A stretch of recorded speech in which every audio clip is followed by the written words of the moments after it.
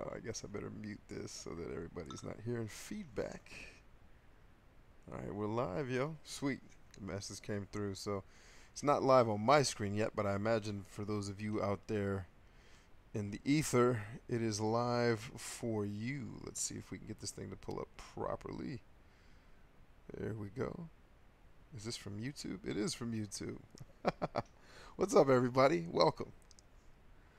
There we go. Very nice. Very nice. So yeah, just want to do a real casual, quick hangout with everybody today. We've been putting out a ton of content, literally a ton of content, and I want to make sure that we're doing the proper follow-up, that we're able to have the discussions that are interesting to all of you. What up, Jolly Mage? Thanks for checking in. I want to make sure that the content we're producing is hitting the mark. You know, a lot of our viewership as of late has been coming from the personality type videos, which is really cool. I didn't really anticipate that that's what was going to get the most traction early on. I figured that would be more of a evergreen thing that people just kind of stopped by and caught over time. But as it as it stands right now, that's really driving a lot of the discussion here. And it's also cool to see how it's influencing the other content that I make, because from the personality type videos, we are then getting lots of questions that allow me to add to our the daily Bravo vlog, the daily vlog that we have. So a lot of the questions that I'm getting from the personality type videos are then turning into daily vlogs. Man, we've covered so much. There's been a ton of INFP videos. I know a lot of you have had questions about, am I going to cover other personality types? When am I going to cover other personality types? Well, I cover them as much as the INFP, and it remains to be seen. Hey, Sean's here. What's up, man? Long time. Good to see you. So let me get a sip real quick. I've been talking literally nonstop for 3 weeks. So I'm just lounging here in my office. My wife actually renovated it a little bit. I'm on my laptop cam, so I can't really turn it around and show it to you without giving people a seizure with the screen shaking. But just lounging. We didn't do a call last week. Had a lot of other things going on with family. Those of you that have been keeping up with my story, I broadcasted the week of my father's memorial because, you know, I announced that he indeed did pass away. We did a tribute video here. Not a ton of people watched that, but we're still in position where that particular vlog is still getting traction. So what I've been working to do in more recent videos that you haven't seen yet is take the viewers and say, look, if you liked this content, this other content that I'm doing is even more powerful, and it's a lot more practical in terms of you can apply the advice to your life immediately and start to see results. So we're slowly starting to see people go from the personality videos and then move into the vlogs, because the vlogs are really where you're going to get to see me. The whole idea there is I've been documenting how I've been living, what I've been doing in my business, some things that I've been doing with my family. I really don't put my family on camera that much. It's not my thing, but have been including them. There's a video I just shot with my son last night where I took him to GameStop, and then we went to buy video games and went to buy books, and then we kind of share our haul together right there in the car. So it's really documenting how I'm living my life, so that it's not just me preaching. It's not just me saying this is what works, this is what doesn't work, this is what I read. It's you getting to watch. This is what's actually going on. This is the interaction that I'm having with my wife or my son, or this is what I'm doing. Like I just shot a video for those of you in my marketing program. I shot a video about a tactic and I typically like to stay a lot more strategic and high level when I'm talking and presenting, because it's the principles that really underline your success, not just the individual tactics that I can teach you. Like, you should live stream your videos even when you've pre-recorded them so you can get more watch time. Like, those are tactics that do work, but at the end of the day, your success doesn't really come down to how well you master those little individual tactics. It really comes down to how well you understand the principles of success that are universal to all the things that you do, whether it's career or it's business or it's relationships or what have you. So I shot a video talking about a specific tactic, which was different for me, but it worked. Like, I reached out, I did something very specific that got a client to reach back out to me within 5 minutes, literally. Whereas when you're prospecting clients and getting leads, you're sending emails and then you're following up, and then you're like, I just sent a follow-up email to folks that asked me to write a blog for them on a personality type website, and it's been over a month. I sent them my stuff. I don't know what their production schedule is. So I don't know if maybe that's normal, but I just sent a follow-up, said, hey, I was just curious if you're still planning to use the content that I produced. If not, no sweat.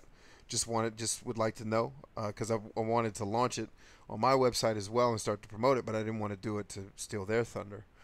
And this tactic that I used, and that's not a client, that's more of a peer, but the tactic that I used to get my clients' attention was very deliberate, very direct, and it worked instantaneously. Unfortunately, they didn't become a client of mine, even though it did get a very immediate response so that we could have a conversation to see if I do provide service that they could use. They kind of flaked on me a little bit, which is totally, if you guys get into the business of selling services, I prefer to sell products, but if you ever get into the business of selling services, I've been doing it off and on, and a lot more deliberately now, but off and on really for the last 13 years, and the amount of back and forth that you have to do with certain clients can be exhausting. You just have to get used to it. There's been clients where I've been introduced to them as the expert, and so they're ready to hire me on the spot. It's like, yo, we need you to do this work. Boom. Can you send us a proposal? We don't even need to meet with you and do like a discovery meeting. Just here's what we need. Send us a proposal that fixes this thing. No problem. So, but then with clients that don't know you, you have to build that relationship, and some are easier to build relationships. A lot of people are not trusting. They think that most marketers are out to hustle them, and unfortunately they're right. So I have a lot of empathy for clients that don't want to work with me immediately, or even people like with my product, with my Social Media Ninja Academy. There's people who don't want to jump on board right away because they don't know me and they don't trust me. And frankly, I don't blame them, because I've seen the other huckster type people out there on the internet selling nonsense, that when you see that and you see mine, and some of the trappings are similar, but the content behind it is going to be very different. I can guarantee that, because I've been in some of the huckster programs. These guys writing books and stuff and then selling a $300 Twitter program that just teaches you how to set up your page, use hashtags, build your avatar, and do search. That's worth apparently $300. I would never charge $300 for something that bare bones, especially not something you could have just read a blog and done in 5 minutes. I've admitted openly that a lot of the information in my programs are things you can research on your own. But what I save you is the years that it takes to do a lot of the research and then compile it and then turn it into a system that works for you. That's really where people get the most benefit from what I do on the product side. Is you're getting all this information and this teaching, and it's really good, and a lot of it isn't in other places necessarily that are easy to find. A lot of it comes from my military leadership experience, things that I've been taught, but also things that I've just done. So when you come into my program, yes, you do get a lot more information than you would in a comparable program, but at the same time, a lot of it you could you could go get the books that are on my shelf back here and read them yourself. I teach out of these books a lot of times, but what I do is I save you time. Instead of having to read the 500-page textbook on evolutionary psychology, I teach you the one chapter that's very important. Like in our black belt program, we talk about building brand insistence, and evolutionary psychology teaches you how that works from a psychological perspective. So anyway, that's what's been going on here, is what I'm taking a very long time to say. Looks like a lot of more people have jumped in. We've got Ingrid is here. She says, hey, you're live. It's your first live that I'm watching. Excellent. So glad to have you, Ingrid. And thank you for your comments recently. I've appreciated talking with you. Juliana's here. Awesome. She says, yes, that video about his father, I literally cried seeing him cry. That video was hard. It was very, very, very hard to do that video. And I shot that video just a couple days after my dad had passed. By the time you all were watching it, I believe it was the day after we did his memorial service, if memory serves me right. So you saw it about a week and a half to almost 2 weeks after I shot it. And, when I was shooting it, I still was insanely emotional, and I still am. I still have days where I'll think about my dad, and it chokes me up. But, I totally can empathize with you crying. And I'm glad it was inspiring me. That was the reason why I shot it. Like, a lot of people on YouTube, just for you YouTubers here who watch me, just to give you a little pro tip here. A lot of people on YouTube have figured out that the best way to get attention is to drive emotion. It is. And that's not just a YouTube thing. Television does it. Radio does it. Why do you think a lot of the radio shows you listen to have people arguing? And arguing two very polarizing points? Well, because they know their listeners are going to fall into both camps. It's the same reason why the Avengers Civil War had a civil war, because people were taking Captain America's side, me. Other people were taking Iron Man's side, my buddy Patrick. And it was like, cool, this gives us something to emotionally grab hold of. It's actually the same way politics works. And the reason why I'm not a fan of politics is because it plays on people's need to be a part of a team, but then you don't really even like. I'm a Redskins fan here in D.C., and I'm supposed to hate the Dallas Cowboys. I'm supposed to hate them, like all of them, and their families and the people that like them. Why? Why do I? Literally, it's like Seinfeld said, you're rooting for laundry. I don't hate any of those people because I don't have any reason to. But because I am a Redskins fan and you're on Dallas's team, that means you're evil, conservatives or liberals or blah, blah, blah, blah, blah. So people on the internet have figured out the best way to keep your attention is to drive emotion. My intent wasn't to keep your attention by driving emotion. It was to use something extremely emotional to inspire you to get through something that hurts you or is hurting you or is holding you back. And I gave a keynote speech a week ago, or Monday this week. I think that's right. It's been one long day after my dad passed. It's hard to remember what day it is sometimes. And at the end of my speech, because I talk about my father and another friend of mine, who a lot of you probably heard of on the channel, a friend of mine named Esau, who passed. He was in the unit that literally came and replaced me in combat so I could go home. And we used to be in the same unit. And I left to go home, and then when I got home several months later, I got word from my cousin, who was still in the unit with me after Esau left, that Esau had been killed. And so at the end of my keynote, I was like, let my father and Esau motivate you. Like, if there's anything that's holding you back from a dream or something you're trying to accomplish, let their example inspire you to take action, because you don't know how long you have on this earth. Esau was 25, right? 25 or 26 when he passed. We were young dudes when that was going on. And we're still young dudes, relatively speaking.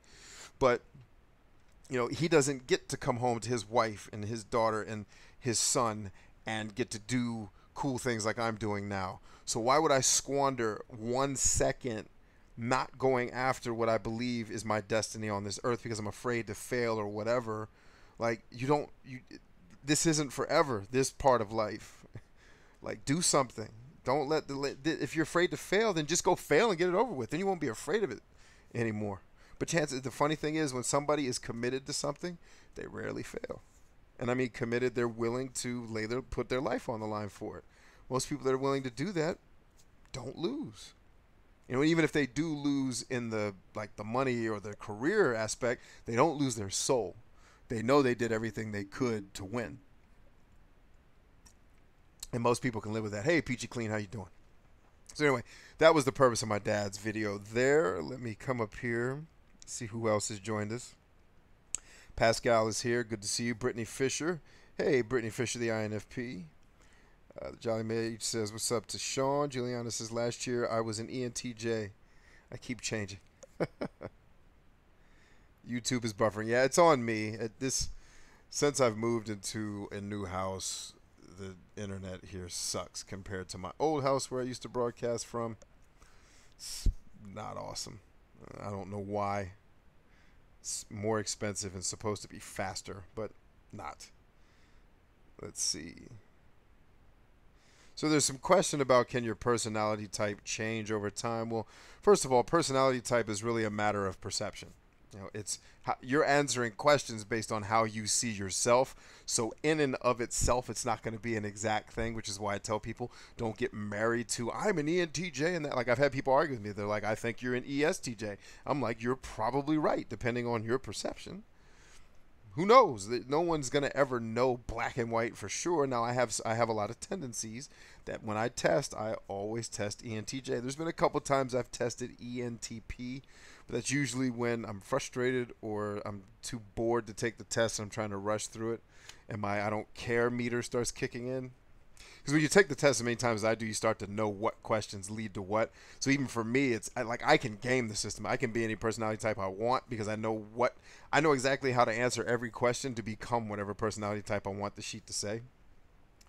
But one of the things I will say that does happen in a lot of people, whether you can change or you can't change, it's really not worth debating that. I think there's some more personality testing that's evolving nowadays where they're tying biology to it.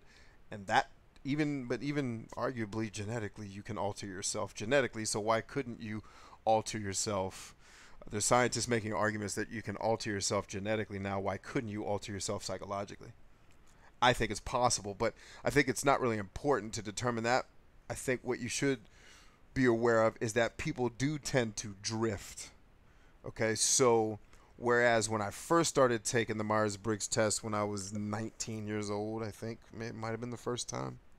I don't remember. I was a kid basically when I took it. Uh, when I first took it, I was a max extrovert. Like I am all out extrovert time.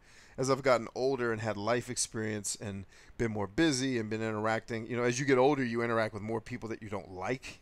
So that exhausts you, and you're probably like, I would want nothing. Like people asked me one time, like, "Hey, you want to go to this black tie event?" I was like, "I think I would rather wrestle a wolf." Literally, like if I had the choice between going to a black tie event that obviously it's not a black tie event that's gonna solve hunger for like a black tie event that's gonna lead to something awesome happening, I would go because I want to be a part of the cause. But I wouldn't want to go to a black tie event as a thing to do on a Friday, right? So when I was asked, my response to the dude was, I think I'd rather wrestle a wolf. And he laughed, and I said, no, quite literally, like straight up. If I knew I could wrestle a wolf and not like lose a limb or die or go to a black tie event, I think I'd wrestle a wolf. However many years ago when I first started taking the test, that might have been different. So my extroversion has drifted over time. I have become less extroverted, less desire to socialize, and I get less energized by being around people because over the course of your life, you're going to encounter people that don't fit with you. The more exposed you get to the world, you're always going to have your nucleus of people that you do fit with, and you're going to be energized by them. And as you get older and people get set in their ways, you start to encounter people that just rub you the wrong way. And I don't care how extroverted you are, or me, let me just speak for me. If I get around someone that rubs me the wrong way, they exhaust me. And I just don't, I'd rather be alone than socialize with that person. Because whatever their soapbox wine fest thing is about, I told the story about the dude at the gym that was screaming at the girl about yoga class being canceled, and I wanted to put him through a wall. And I stood there because I thought it looked like he may try to harm the girl. And in the back of my mind, I was like, I think this guy's too much of a coward to put his hands on this woman. Actually, he would have been a worse coward if he had put his hands on her. But it was, my instincts were like, just hold tight. Because if he puts his hands on her, we're going to freaking stone cold stun this dude in the gym, Steve Austin style, on camera. And leave my card with the gym when they call the police. Like, let the police know I'm the one that kicked him in his stomach and body slammed him. And being around that dude, like, you just find more people like that the older you get. It's just like, Slim, grow up. Just grow a pair, grow up, and be a man or be a woman. Why does your life have to be coming to an end because your yoga class got canceled? And I empathize. Maybe his wife had just left him, or some crazy thing had happened that led him to be angry, and it wasn't about yoga class. I don't know. But the older you get, the more experiences you'll have like that. And you may tend to drift. I know I have. Let's see. And I think as you become more self-aware, I can adjust behaviors and thought patterns based on the personality types that I'm interacting with.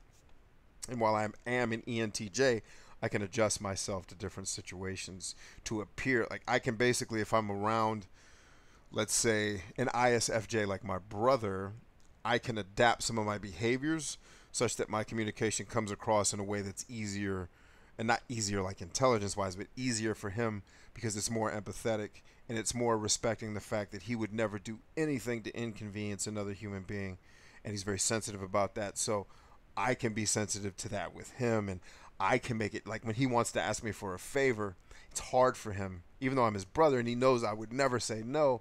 He doesn't want to infringe upon my personal space or my plans, and so I'll go over and above, which is not really my person. My personality type's like, dude, shut up and come over and let me fix your thing. But what I'll do is I'll adjust my behavior, not my tendency or my instincts, but I will adjust my behavior to empathize with him. Say, yo, bro, you're always welcome anytime. If I'm physically capable of doing this thing for you, it's done. Just come through. Matter of fact, bring your kids. They can play with my kids.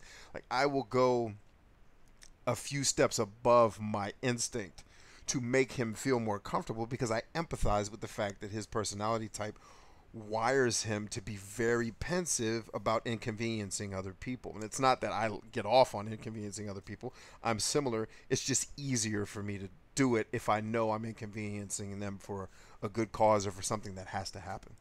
Right? So a couple of things just to think about. Let's see. Joe Chichajo? It says Joe Chichajo. I don't know how to pronounce that. You got to help me out. It says, hey, Bryant, I've discovered you today, and I'm so glad. I am so glad. I'm going to call you Joe for short until you correct me on how to pronounce your name. I'm glad to discover you, too. Pascal says, I'll be an ENTJ tomorrow, then.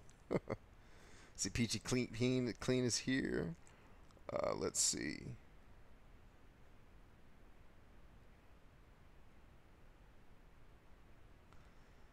James Speaks Words is here. Matter of fact, let's promote old James Speaks Words here for a second. Yeah. Bam. Now James can add links to the chat.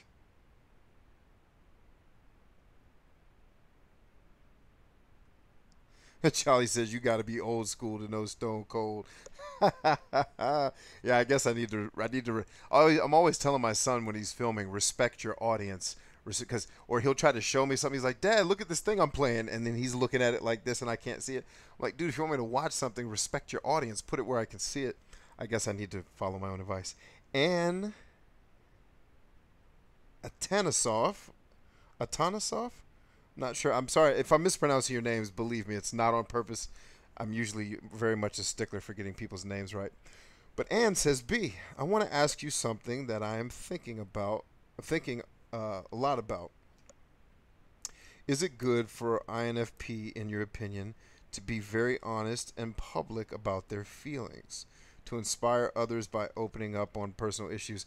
So I think it really doesn't matter about your personality type. There can be some variables in there that could amplify or minimize the answer to that question. But the fact of the matter is, my advice is always don't tell the public anything you don't want the public to know. Anything that's going to make you uncomfortable or put you in an uncomfortable situation where it's something you can't handle.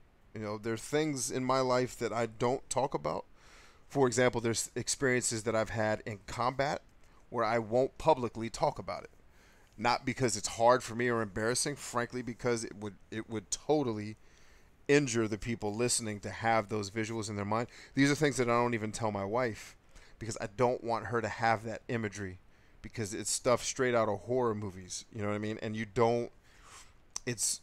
I don't share things with the public that I wouldn't want them to have to ingest, and I don't share things with the public that are personal things, let's say about my family, that I wouldn't want the public to just willy-nilly throw around, especially if they didn't understand all of the context surrounding a particular issue. So you have to know what you're comfortable with sharing. So your purpose, I think your heart's in the right place. It's, I want to share these things about my life because it's going to help influence and encourage and inspire other people, and I think that's noble. But you also have to know what are your boundaries. What are you not willing to share? I talk openly about the fact that my biological father essentially abandoned me shortly after I was born. I'm not embarrassed about that, and it's just the truth. And I don't have a relationship with him where I feel like I need to keep that under wraps. And nobody knows who he is, so it's not like people are going to go knock on his door and be like, why did you do this to him? You know what I mean? So there's certain things that I would talk about, but there's certain things that have happened in my family that I probably wouldn't share in the public because, first of all, they take a week to explain all of the context and to help everybody understand what the characters in this story were really going through when these things happen. And it would just cause a lot of unnecessary discomfort with my family. You know what I mean? There's things that have happened to me in my childhood that I don't really talk about publicly. Not because I'm embarrassed about it, but it's just not worth talking about. I just for the first time talked about some racism that I encountered as a child. You know what I mean? And in schools and with other kids and on both sides. It's something that I haven't really shared a whole lot about, not because I'm ashamed of it or embarrassed by it, but you just have to pick what are you comfortable with sharing about your life. If there's something deeply personal that still hurts when you talk about it, then I would say no. And that's where I say it. I don't think it's so much related specifically to your personality type. I think it more has to do with what is your level of comfort with if other people know this, is it going to injure you in any way? And if the answer is even remotely yes, I think you don't share it. So, universe everywheres. Honestly, I feel so at home after I found out that I was an INFP because I learned so much of understanding my behavior that I got more comfortable with myself and my outlook on the world. And I'm so glad to hear that when I talk about being violently self aware, being the foundation of all success in the 5 pillars of success video that I did. Those of you who are in my marketing program, stay tuned. The entire version of that discussion is going to be coming to the marketing program. It's about an hour long. The one I do on YouTube publicly is about 10 minutes or less. But you're going to get the whole thing where I map out how to work the individual pillars, how to understand them. But this comment encourages me because that's essentially why I do the personality type discussions. I don't really call them knowledge sessions the way I do things that I teach on, because when I'm doing the personality type videos, I'm not really teaching, because this is not something that I've spent over a decade studying personality types, but on my own time. Like, I'm not a doctor, not a psychologist, right? I didn't go to school to learn these things. These are just things that I've studied in my own time. So I see these videos more as a discussion than me trying to teach you. It's just me sharing my observations, things that I've experienced, things that I've read, and to my ability to understand them, to encourage the conversation to happen. Because there's some things I'm going to say that I've had different personality types say, dude, you're dead wrong. This doesn't apply to me at all. No kidding. That's the flaw of trying to measure something that's not really measurable entirely, and why they're trying to infuse adding biological measurements to personality types, like measuring your testosterone and your estrogen to figure out what your tendencies are based on those hormones and chemicals that exist in your body, right? So that's why I do the personality type discussions, is so that we can talk more about our personality types and thus learn more about ourselves through talking, through reading. And then I encourage you to go read things on your own to challenge me if you think something's wrong, because something inevitably will be, or it just won't apply to everybody. There's things about being an ENTJ that flat out don't apply to me, as I'm sure some things I've said about INFPs. There's been a couple of people when I made the focus videos. I have a third focus video coming out in a couple weeks based on some more feedback that I got. So stay tuned for that, for those of you who've been keeping up with the fatal flaw of the INFP not being able to focus. I've had some people say, I don't have any problem focusing. I got 2 things I'm doing. I'm cool. Great.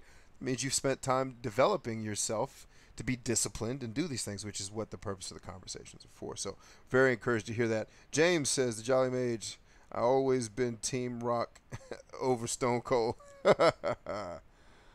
Let's see. So I was never a wrestling watcher, dude. I just thought, I had a roommate once who watched Stone Cold Steve Austin videos, and I thought that he was the funniest dude in the world when I listened to him talk. And it was just like, and I had a dude that I worked with in the Army that used to do Stone Cold impressions, and he could do it, like his voice, everything. Hey Vince, Stone Cold, like he had it down. And it was hilarious. So to me, he was just a funny character. But I hate to disappoint you guys, let you know that I never watched WW whatever, except for those few times with those guys. Let's see what we got here.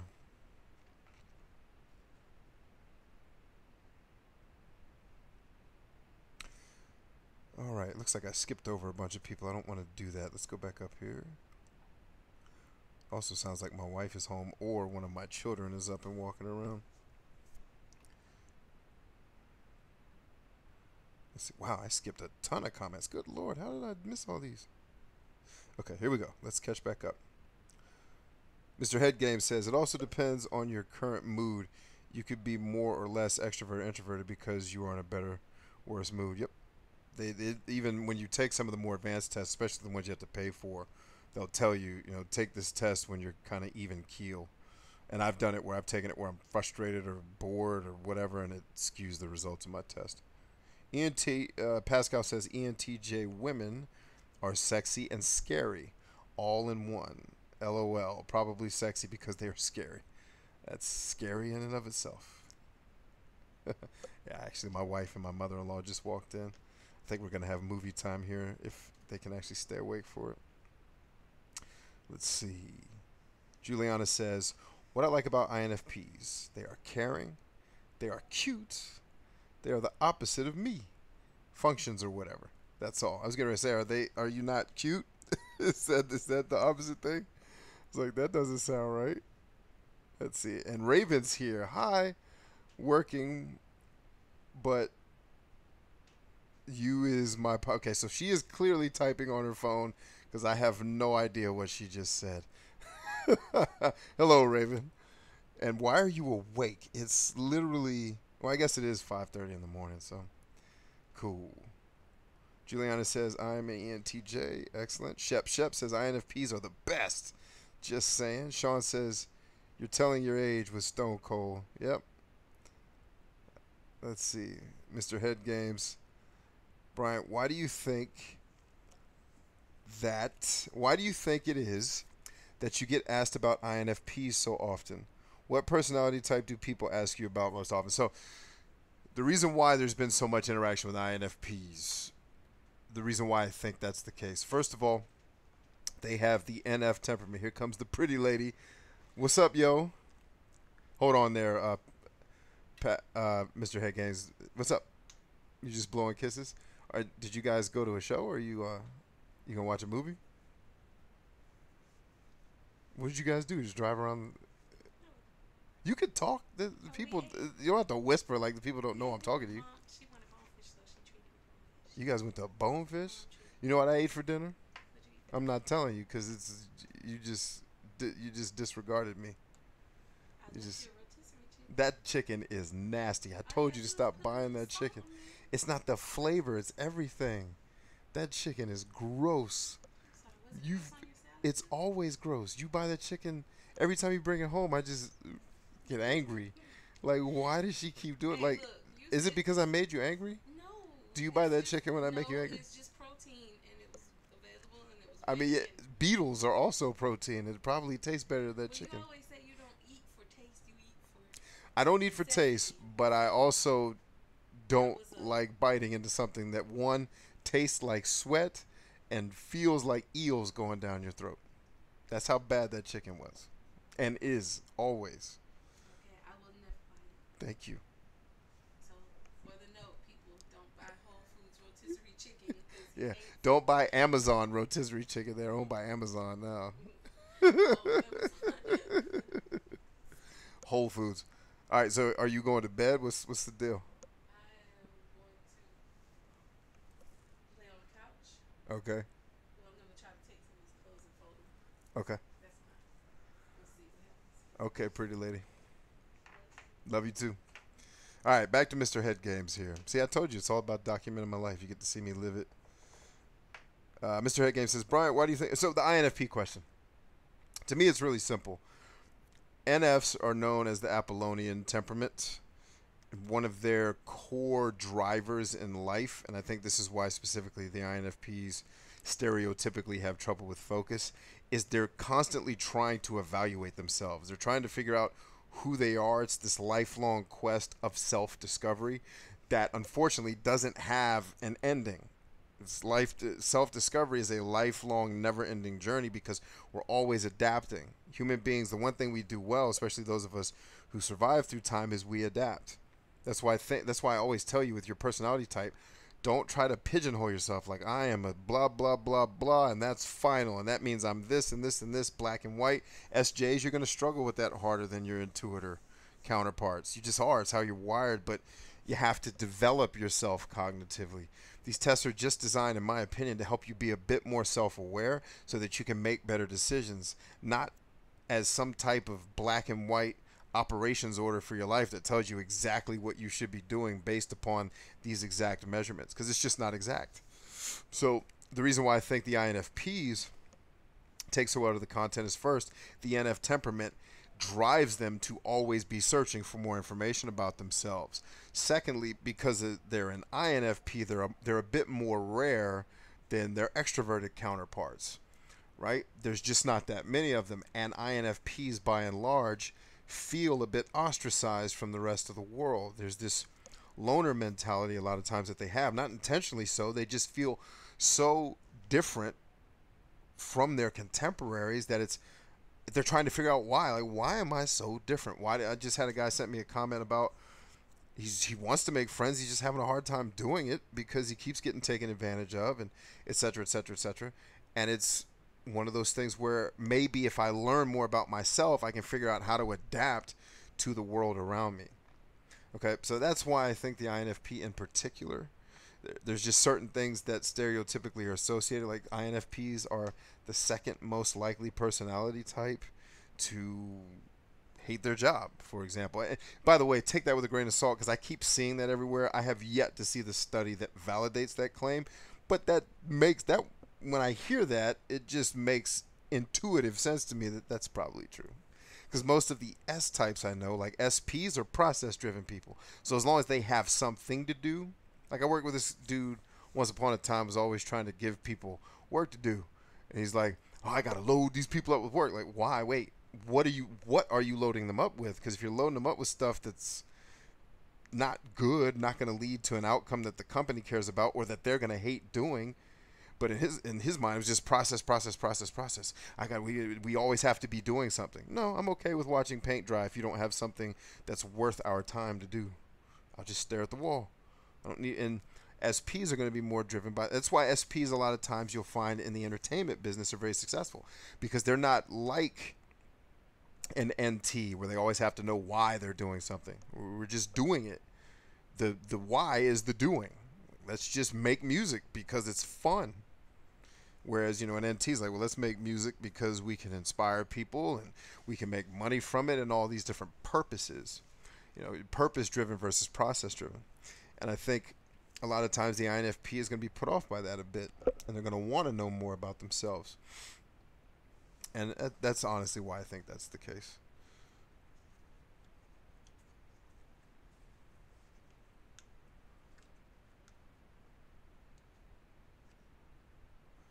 Juliana just asked somebody to marry her. Excellent. I hope it works out. I don't want to be responsible for people getting married and it going south. Let's see. April Martin says, hi, I have watched some of your videos. They are interesting. I like the way you talk about nuances of various presentations, combinations of dominant and less preferred parts of personality elements. Thank you. Thank you very much. I'm glad that I'm a big stickler for nuance and understanding the context of things, not just saying this, Republicans or this or Democrats or that. Like, there's nuance to everything.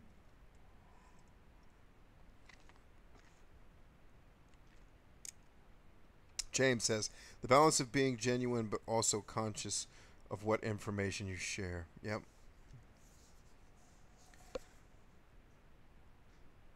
M. Ajami says, hi, I'm ENFP. The typing on this screen is ridiculously small. Let me blow it up a little bit so I can read what you guys and ladies are saying, because the type on my screen is tiny. M. Ajami says, hi, I'm ENFP starting a relationship with an ENTJ. Due to religious reasons, we're thinking long-term marriage, beginning to feel like he's an awesome best friend, but can't see him as a lover. Any advice? Yeah. Your best friend will be your best lover. That sounds awkward. I'm going to assume that you are a product of a lot of what the media teaches us about relationships, and it's wrong and it's damaging to people. It makes people think that there's a difference between friendship and romantic relationship. There is not a separation between the two. Friendship is the foundation of a healthy romantic relationship. And by the way, the romance is a very small part of a relation. Most people see friendship is this and romance is these separate blocks. They're not. Friendship is the whole of the relationship. Romance is a small part of it. And we've been conditioned to believe like this nonsense about, oh, he or she is in the friend zone. Good. Because what do you think, and this isn't, I don't mean you. What do people think you're going to be doing for 50 or 60 years married to a man or a woman? Do you really think it's going to be freaking breakfast in bed and walks on the beach for 60 years? It's going to be two people working together to build something that's valuable. And it's not going to be romance. It's not going to be, that's my lover. Being somebody's lover is such a small, and we're talking about physical here, physical and the emotional side of it. It's such a small part of what a relationship is designed to do. And since you're talking about the religious aspect, I don't know what your religion is, but I imagine if it's one of the more contemporary religions, you feel that there's a calling for you to contribute to this earth. That's what marriage is for. It's for two people to come together and be better at stuff than they were alone. It's not about the sex and the love and all that stuff's a part of it, and it's fun and it's amazing, but it's such a small part of a relationship. And we've been conditioned to believe by the media and television and news and stupid ass Hollywood movies that that's the whole. Like, oh my God, we're friends, so it's going to be awkward if we get physical. No, it won't. The opposite is true. You want the person that you're going to be married to be your best friend, because that, my friends, is what's going to keep you together. Romance goes stale. It's just the fact of human existence together. It ebbs and it flows. It's stale sometimes. Sometimes it's ecstasy that you can't even put into words. Sometimes it's just boring. But the relationship is friendship. So you can't picture him as your lover, change your language. It's not that you can't picture him as your lover, you won't. Because if you start to picture him as your lover, a funny thing will start to happen in your feelings. Your feelings will follow what your brain is doing. And if your brain is telling you this person would be an amazing lover for you, guess what you'll start to feel? Dun, dun, dun, boom. Hopefully that helped you out. Next, as an ENTJ, how do you avoid burnout? Be more specific, that good sir. Burnout with what? What am I getting burnout with?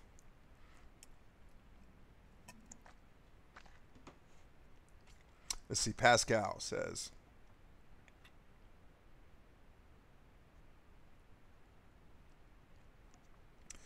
Anne says, thank you, B. Good answer. I always struggle with boundaries and sharing. I'm either the stone cold person or the oversharing emotional mess. It's so hard, and I appreciate you talking about INFP so much. Yeah, it's no sweat. And going back to what I was saying earlier, everybody, I do plan to talk more about other personality types. And I do plan to talk about other personality tests besides the Myers-Briggs. The part of the reason why I focus so much on the INFP is the way YouTube works too. So in order for me to reach my goal, which is to reach 1 billion people, not like subscribers and all that nonsense that we talk about on the marketing side, like your subscriber number somehow means you're important. It totally doesn't. More along the lines of, if my goal is to reach the most people possible, YouTube has mathematics that YouTube just works the way it works. So in some regards, you have to approach YouTube with some sensibilities on some of the content I need to make in order to reach that goal. If I want to reach it before I'm 90 years old, there's just certain decisions I have to make. So focusing on certain types of content is as much about wanting to help a group of people. But make no mistake, I don't want to help INFPs any more than I want to help an ISTJ or an ISFP. It's just that the ISTJ and the ISFP aren't here looking for this. The INFP is. So in order for the content to get out there to more people, for my message to reach more people and to bless their lives, I've got to work within the way the YouTube system works. right? So until there's this, once I have a certain level of traction, then I can start to make adjustments and branch out a little bit more. But for now, I have to continue to work within the ways YouTube has a way it wants you to behave as a YouTuber. And because I've tested it many times, and when you break ranks with it, YouTube's like, okay, yeah, keep breaking ranks, homie, and we're not going to show this to anybody. Good luck, right? So part of it is I highly empathize with the INFP because we have some similarities in personality type. Two, I have a ton of INFPs that are asking me questions all the time, so I have subject matter to make content. But at the same time, there's a technical side of it too, that YouTube is going to promote certain things that I do based on certain things that just work within its algorithm, and unfortunately I have to play that game a little bit. So that's it. So I will continue to make content, but the other practical side is like if I am one of my favorite musicians was he started off as a hip hop artist and then he went R&B and his fans were really mad at him. He's like, "We love your hip hop." He's like, "Yeah, but none of you are listening to my hip hop. Like I got all these awards and accolades about how awesome I am as a hip hop artist, but as much as you guys say you love me, none of you listen to it."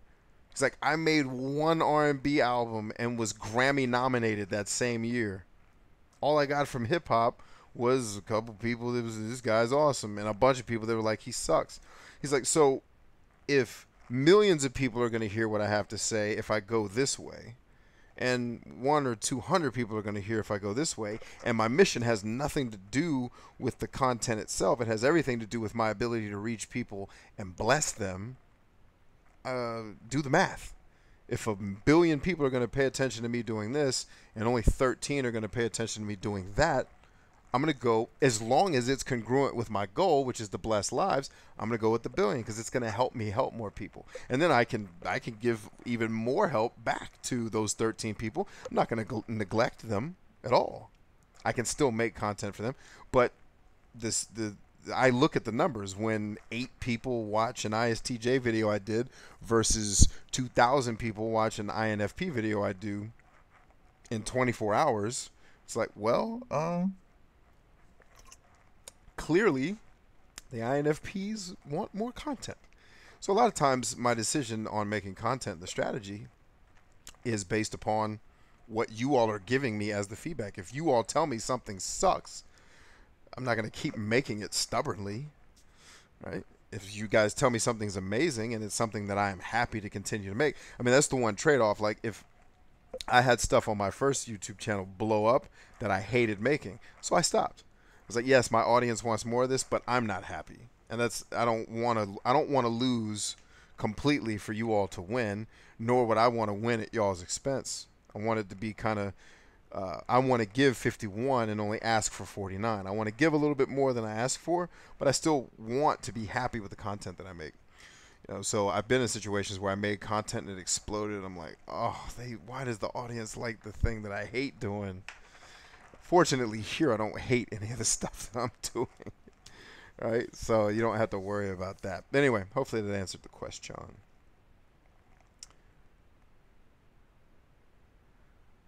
Let's see. Shep says, how similar are ENFPs to INFPs? Do a Google search for INFP cognitive functions. Go to a website called Type of Mind and click on both of them and you'll see how they are different. Yeah, that's the one rule I have around here is don't ask me things that you could easily Google. You could easily Google the answer, just go do it. Then once you've Googled it, here's where I'll kind of give you, there's a caveat to that.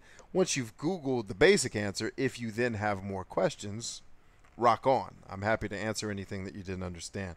But because it's funny, my son does that to me all the time. He's like, hey, Dad, how many Metal Gear games were made? I'm like, dude, Google that. Why? Why would you so lazily, and I'm not calling you lazy, Shep, obviously. But yeah, get in the habit when you're curious like that for kind of those more black and white answers. Go do the Google search, because then what that'll do is it'll create more questions, and then you'll be able to come at me with a question that's going to add way more value than me just answering what that website. Because all I would tell you if I answer this question is exactly what you can read much more quickly on the website.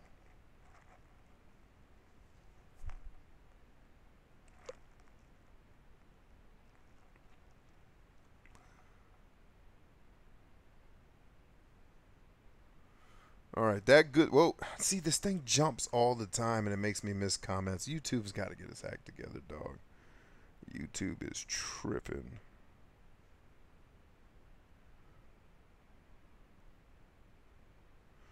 Uh-oh, Juliana is getting angry at Pascal. All right, let's go back up here.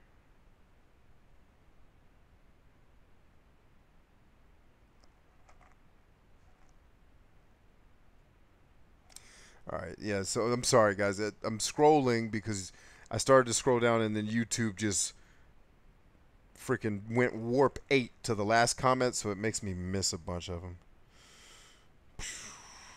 Let me get back up to where we left off. So I have to scroll back up slowly to figure out where was I before YouTube was stupid.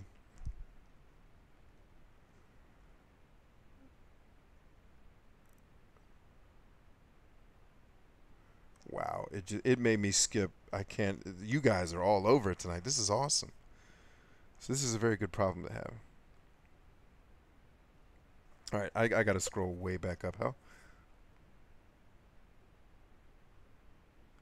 Okay. Hi. I have watched some of your videos. I think I answered that one.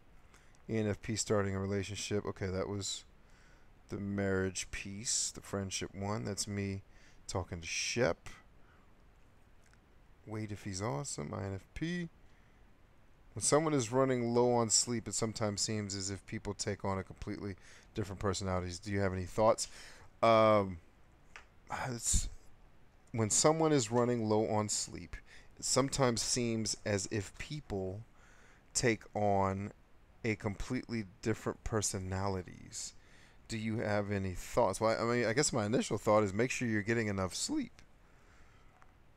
I'm not sure. Is there a different way you can word that question so I can better understand?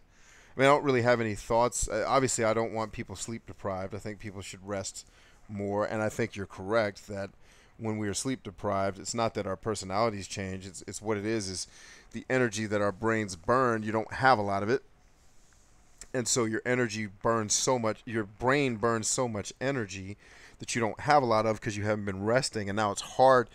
The cognition, the engine of your brain requires so much energy to function and it doesn't have it, so it's having to struggle to do even simple things.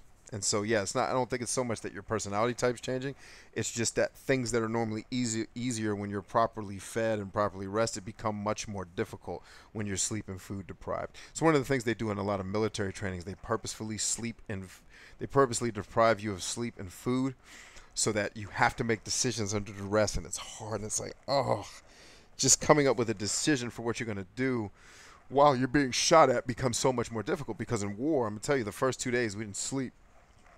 When I was in combat, the first 48 hours, I think we got 4 hours of sleep that whole span of time, and it's hard. Like, it is hard. People are like, all right, sir, what do we do? We're getting shot at. Like, all right. And you have to rely on your training because your brain can't process. You just have to rely on your instinct. And hopefully you've been trained properly to be able to do it. So, this connection we have that I never felt.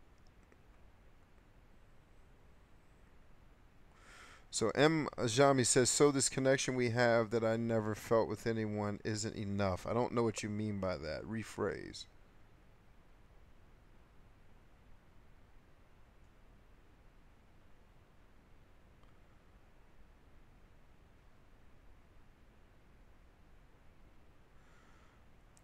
April says, I appreciate you being honest about this as a personal endeavor. So many people purport themselves to be doctors when they are not.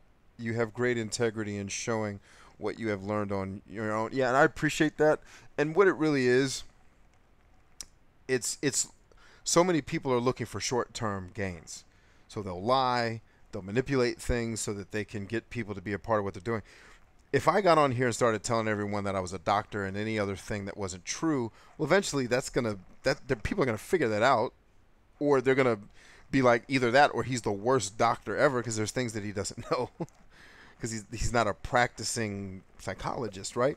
So if I were to lie about that or to pretend like I have some level of knowledge that I don't have, eventually people would figure that out and be like, well, this guy's dishonest. I don't really want to go to him for advice if he's not going to tell us what's really up. And honestly, I think there's more value in this kind of peer-reviewed. I mean, that is very kind of sciencey and doctory. Is let's peer review all these things we think are true, we believe to be true about these personality types, and let's get other people to comment when they do say what you just said doesn't apply to me. Excellent. That's good because now there's outliers. And what if a million people watch the video and 100,000 of them say this doesn't apply to me at all? Well, okay, sweet. A certain percentage now we know 10% of people 10% of INFPs, this doesn't apply to them according to the research we've done just in conversation here in this somewhat uncontrolled experiment. So for me to pretend like I'm the be-all, end-all, all-knowing authority, and frankly, I just don't believe that psychology is the type of thing where you can pin things down black and white anyway. So even if I were a doctor, I'd still talk about these things very openly, open-endedly, because I don't think you can just pigeonhole a person. I don't think there's one personality type where someone reads it and it's like everything on here 100% without question applies to me, because all of us have different life experiences. If you took an ENTJ and you locked them in a cave for 40 years, they're going to be very different than someone that had a normal life experience, regardless of their personality tendencies. Their ability to interact with people is going to be hard. You know what I mean? So, and we're still learning. We just don't really have... When it comes to science, we don't have all the pieces to the puzzle, regardless of what type of science. So I appreciate you saying that. Let's see. Nathaniel says, hey, Bryant, what do you think of the occupational or computational classification of trends for use in advertising and marketing? Do you think it is a good field of technology to pursue as a business? I think any field is a good thing to pursue in business. One, if there's a market for it. Two, you have an interest for it. It's that simple. Is there a market for what you're trying to do? Are there people who want the thing you're going to build as a result, or the services you're going to provide? If so, check. And is it something that you would stick with long enough to be successful at? If that, check, then I think it's good. It's, you know, so a lot of when it comes to business and it comes to making decisions as a leader, the world has a tendency to overcomplicate things. And frankly, I think that's because they like being able to sell services to people because they don't understand stuff. Like if you look at Adobe software, in a lot of ways, like Photoshop and stuff does not have to be as unintuitive as it is. It just doesn't.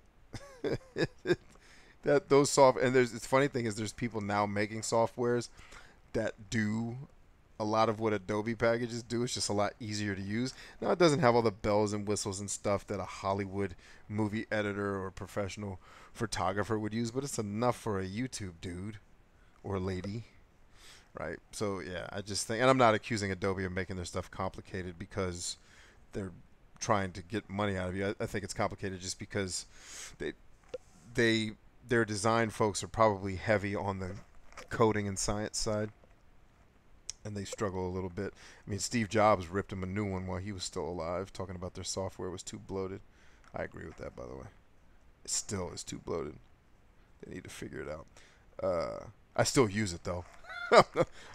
I'm not trying to boycott Adobe like Steve did. Let's see.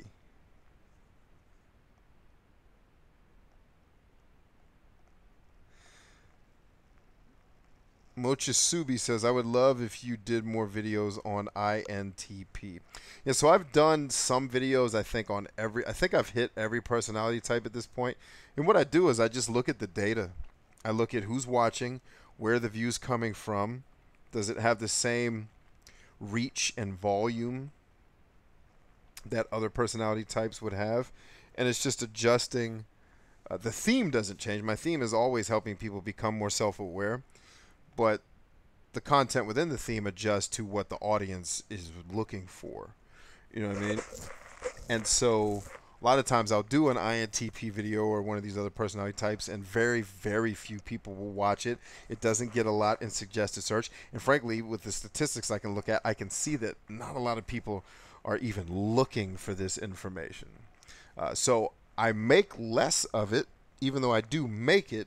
I make less of it because there's just more people who want this other thing and they're more demanding for it. It's just like running a business, supply and demand. I'm going to keep some of those more rare products that only a small percentage of people want in my business, in my store, but that's not going to be the bulk of what I sell because there's not a market for it. But your request is noted. Thank you for sharing.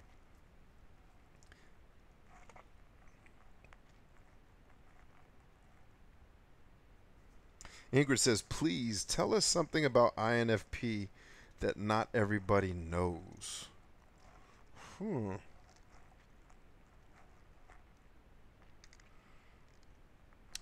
Well, I don't want to stereotype. I don't think there's one thing that applies to any personality type across the board. But I can say INFPs can be mistaken for very selfish and isolated because of the way that they behave. But I think as you get to know an INFP, you'll find that they have more empathy than you could possibly imagine. And I say that because their leading cognitive function is introverted feeling. And so they're with that introverted feeling, right? I'm tired and it's late. But with the introverted feeling, because it is very focused on personal values, but it makes you very hyper aware of other people's personal values. So they can empathize with groups of people a lot more than most other personality types because that's their primary function. So I don't know if that's something that not everybody knows, but there you go. True One says, why don't girls like calm shuts? But when the time comes, they often get. Oh, this dude. Come on, man. Jolly, where you at? We need people banned, bro. Peace. They're gone. Let's see. Sean Prater says, have I actually read all of the books? No, some of the books are my wife's books and are books that I'm not interested in. So no, I haven't read all of them. I've read the majority of what's up here, though. I think. Yep. Yeah, the majority of what's up here I've read, but some of them are like my wife's fiction books. I'm not a big fiction reader. For example, some Zora Neale Hurston stuff. It's not really my bag. She shares my bookshelf with me.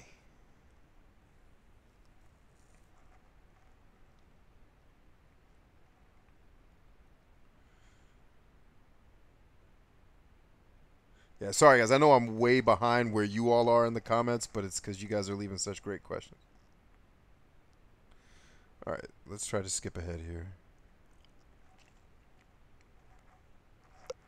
Mr. Head Game says, I appreciate your answer. Excellent.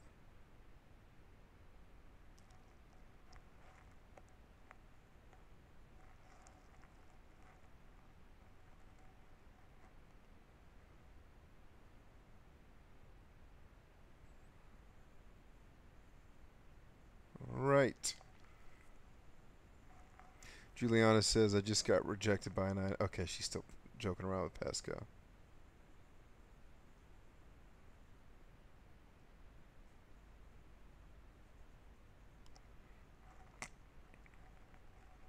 Dreamer Sully says, do you ever think people could have multiple personality types? Like, I feel like we change throughout the day. So I don't think it's necessarily a personality type change, unless people like, for example, that's struggle with schizophrenia, where one minute they're them, and then the next minute they think they're Napoleon. And I'm not saying that at all to be funny. I've seen it.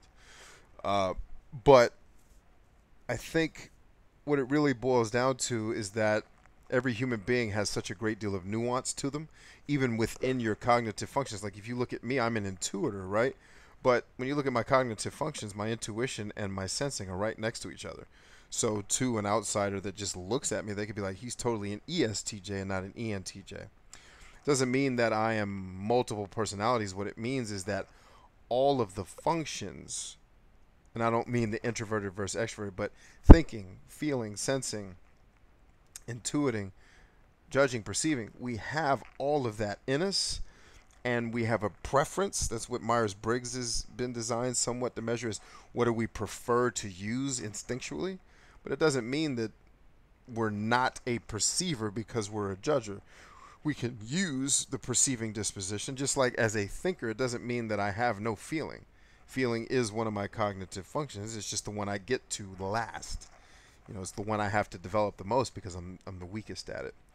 So I don't think it's so much multiple personality types. What I find with people where they're like, I tested as an INTP and an INFP. Well, chances are your T and your F are it's like you're borderline. There's people who've taken the test where it just tells them you might as well not measure it because you're exactly in the middle.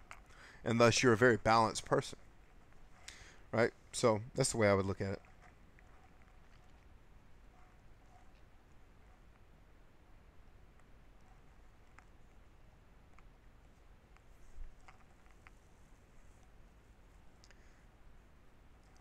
Mr. Headgame says, Bryant, I plan to become a writer.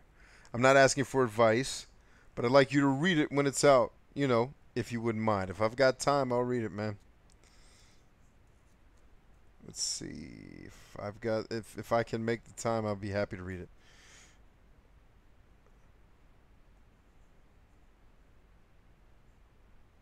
So yeah, back to Emma Jami. Novelty does get old, but the thing you have to think about when it comes to ecstasy and physical pleasure, it ebbs and it flows. So it goes down and it comes up and it's cyclical, right? It goes in a cycle throughout the course of a relationship. You don't ever, but it also comes down to how much you're willing to build intimacy with people outside of just the physical pieces. Because I can tell you, if you're building mental and emotional intimacy, it affects the physical, and if you're neglecting that, then the physical is going to be affected as well. So it does take work in order for you to be happy in a relationship. You're not just going to show up, be a perfect match for one another, and then just ride off into the sunset. You're going to have to put in work. It just is. And sometimes the work is something as stupid as getting up and changing the baby's diaper when you are slightly less tired than your wife or your husband. You just get up and do it for them, and then that means the world to them because now they can sleep for an extra 4 minutes. And as minor as that sounds, or just getting up and doing the dishes, even though you're the one that you might not be the one who normally does it. It's little things like that that really have a huge impact. Pascal says, question, my church is suggesting, I think is what that meant to say, I go to seminary to become a pastor. I don't want to let them down, but I want to design video games. It doesn't sound silly. Like, maybe you're wired to be a video game designer.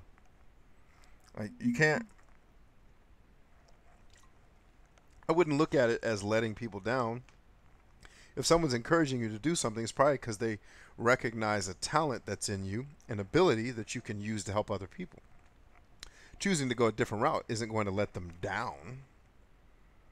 Right? My father wanted me to focus on playing basketball, for example. He thought I was better suited to be a basketball player. I didn't like basketball. I played football.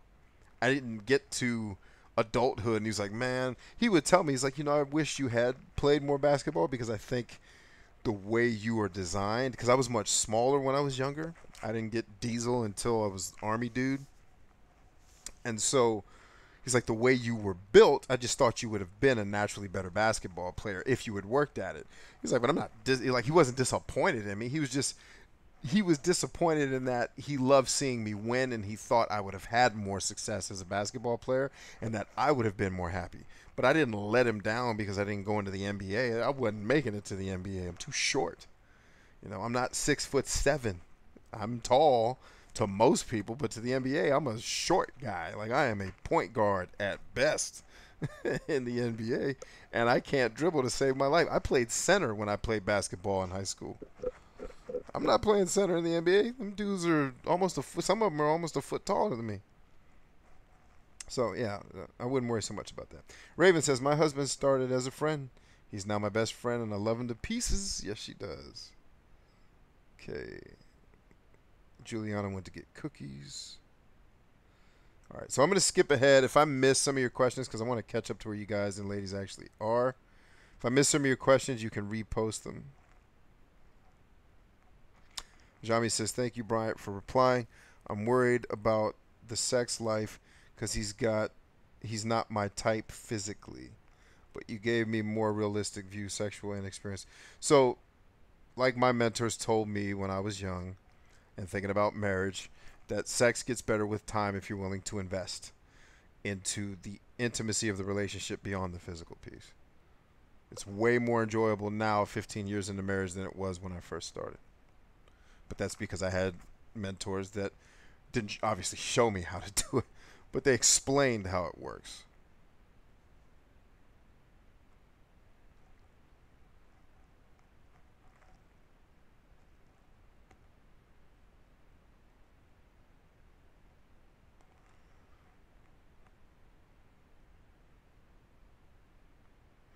All right, I think I'm caught up now. Peachy Clean says, okay. Wait, why is Peachy Clean being quiet? What did I miss? I missed the Peachy Clean question while I was scrolling. Okay, here's Peachy. At James, my great grandmother was a pioneer and made it. Okay, so that wasn't a question. That's cool. I didn't. She was just talking to someone else. All right, I think I'm caught up.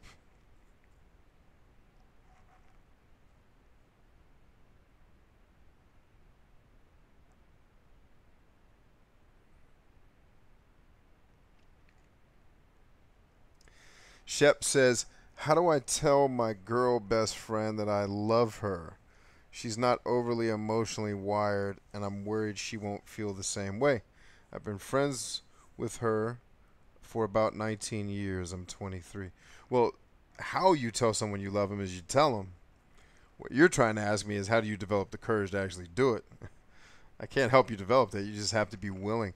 But really what you need to overcome is the fear that she's going to reject you.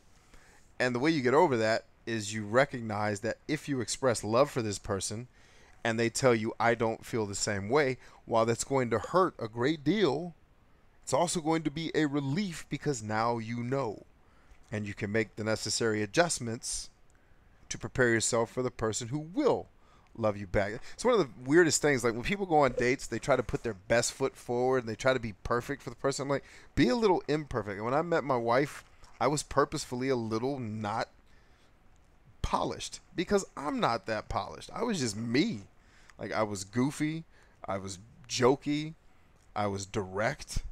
I wasn't all super polite because I'm not an overly like I'm not an overly smotheringly nice person. Like, have you ever met the people?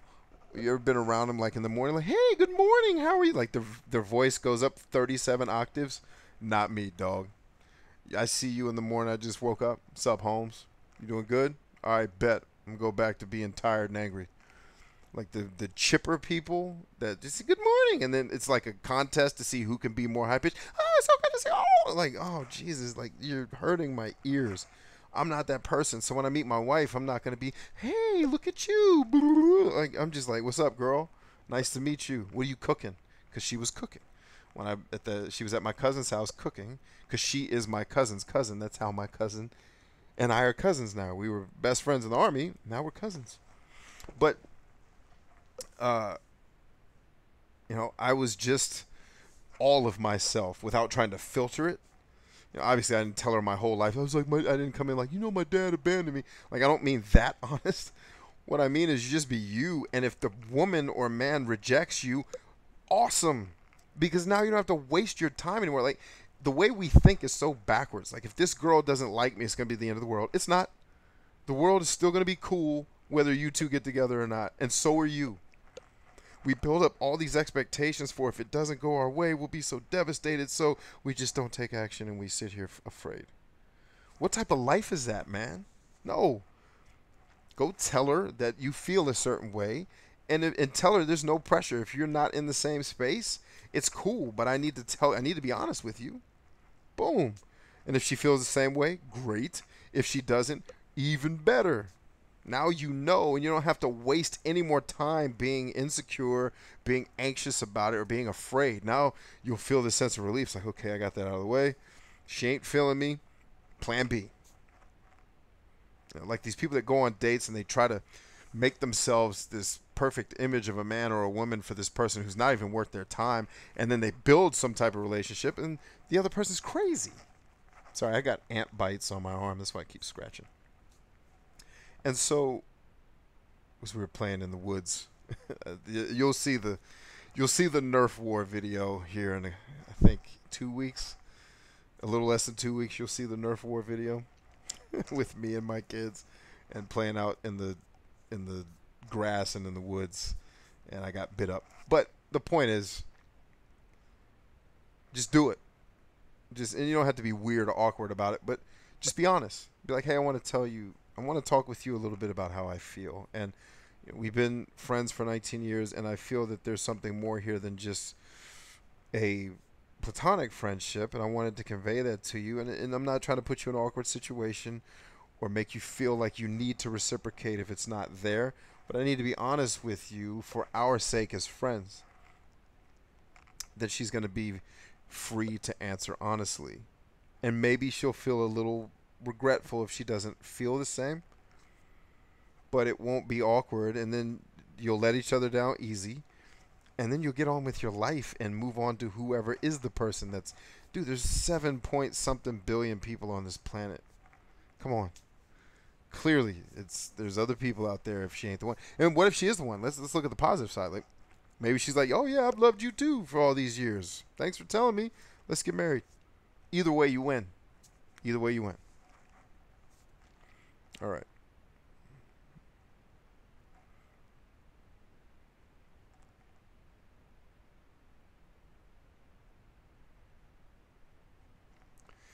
Mr. Headgame says, B, to what degree do you think personality types have an effect on psychological disorders?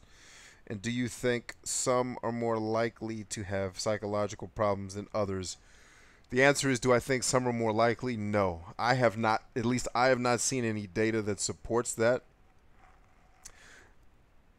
And especially because some psychological issues are due to chemical imbalances, I don't think that's necessary. I think that would be your biology affecting your psychology, not the other way around, where it's the personality type that's leading to this disorder. I think it's more the biology that would be leading to that disorder if there's a chemical imbalance, like people who actually need some type of drug to supplement their disposition to make them able to overcome, like, social anxiety, for example. So I don't think it's necessarily personality type that drives that. But the answer is I don't know. That's getting into a level of expertise that I really don't have. But I imagine were I sitting next to Dr. Jonathan Haidt, he'd probably agree with that. He'd probably, yeah, it's not so much that the personality type is driving the social disorder. It's more whatever is causing the social disorder is that thing, and the personality exists in a symbiotic relationship with their tendencies in their personality are going to be affected by the disorder, not necessarily the other way around. I could be dead wrong about that because I've not done a ton of study in that regard.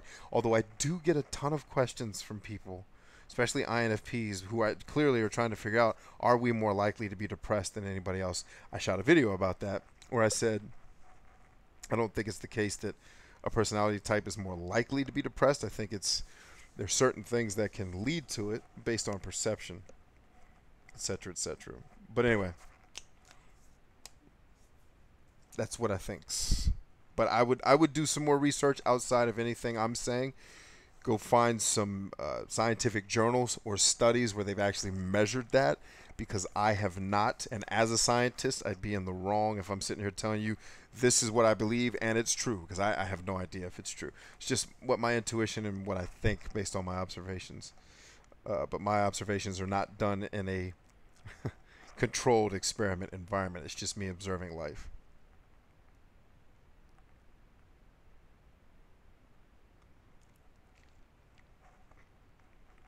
All right, so I must have missed whatever Peachy Clean asked. So hopefully, Peachy, you'll retype that, repost it so I can see it, if you'd be so kind. Maggie Mosby says, do you think... Oh, now the page is refreshing. Are we serious right now, YouTube? Oh, for the love of God. This doesn't make any sense. Sorry, everybody. YouTube is crazy. All right, let's go back up and hopefully catch what Maggie said.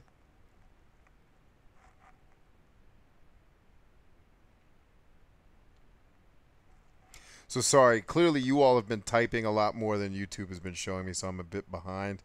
Just hang with me. So Maggie Mosby had asked, do you think physical characteristics, hormones, and physical ability can be measured by MBTI? Example, ENTJ, more physically skilled.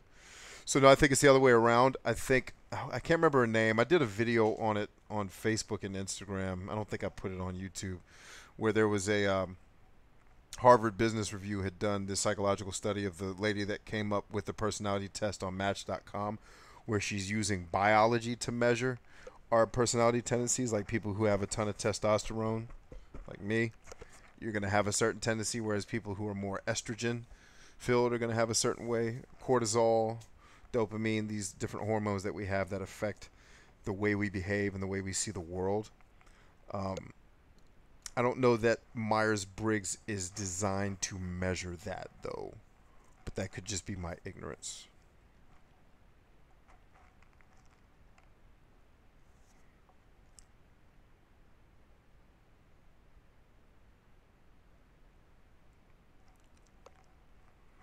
Let's see.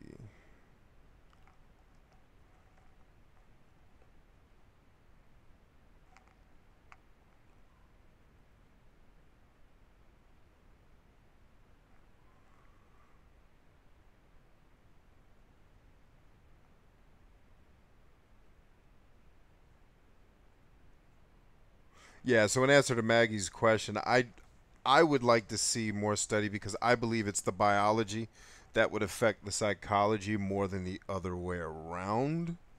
But technically, your disposition and personality type could wire you to think and react a certain way, which could change the levels of certain hormones in your body.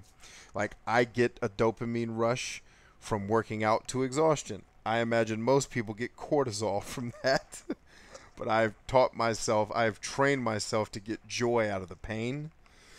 So I get a rush when I get to it. Like if I've ever had a workout where I feel like I'm getting ready to vomit, I get a rush of happy juice or dopamine because now I know I've gotten to that point. I've worked really hard. Most people would probably be full of cortisol when they do that. So, yeah, I think part of me being an ENTJ may affect it. May be more of a symbiotic thing, but I'd be surprised if it weren't more biology driving psychology than the other way around. But again, not my field of expertise, so more study is necessary. Curious about framework, says Peachy Clean. Some people have a framework that they always follow to make videos, blog posts, speeches, etc. Is there one you use or recommend? I don't necessarily have just one framework. I will tell you that for most of my videos, I start with the concept and then I just execute. I very rarely, like I don't have an outline, for example. If I'm going to shoot a video, like if I'm going to shoot an INFP video about a certain topic, I'll go through and read the cognitive functions again to make sure I'm brushing up on my knowledge there.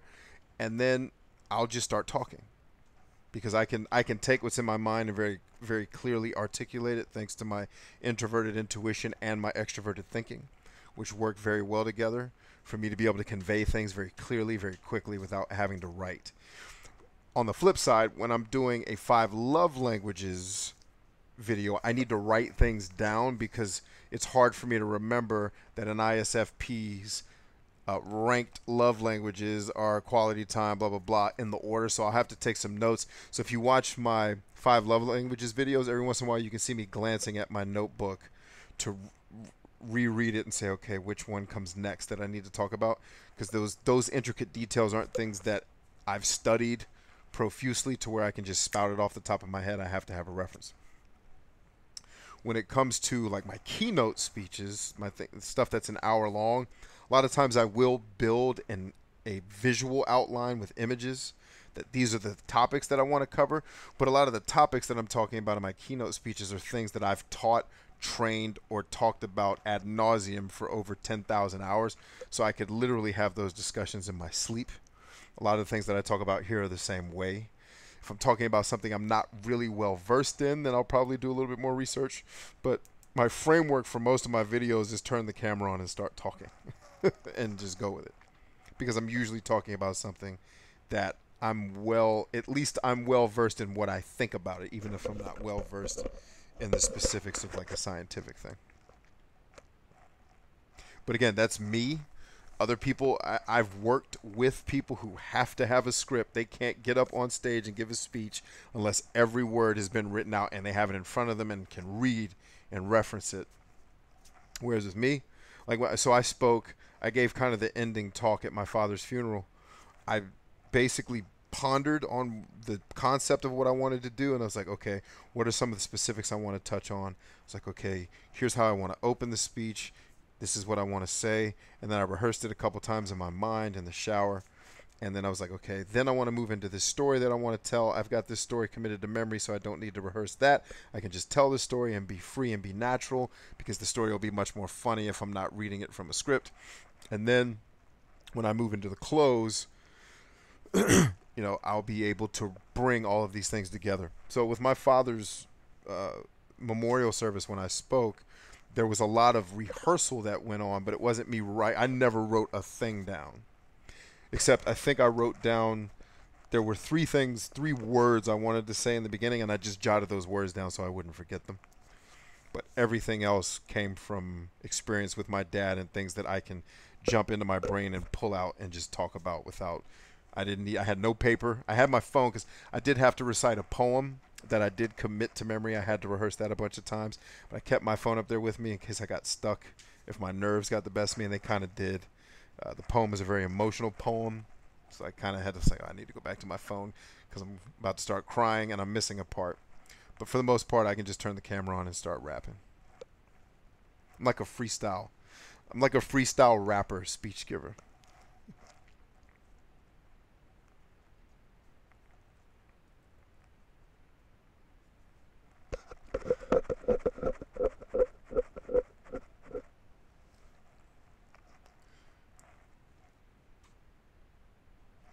Peachy says, and daggone it, YouTube. I'm going to jump kick YouTube in the neck. It just did the jump all the way down the page thing again when I was trying to read Peachy's. You know what? Oh, for the love of God. Peachy's asking all these wonderful questions, and now I don't know where it started because of YouTube. Okay, there's the frameworks question. Got it. And then Peachy says, I also have many different ideas of goals for my business. Should I grow it? I have to turn down work right now by hiring someone. Stay tuned. Okay, she's going to type more.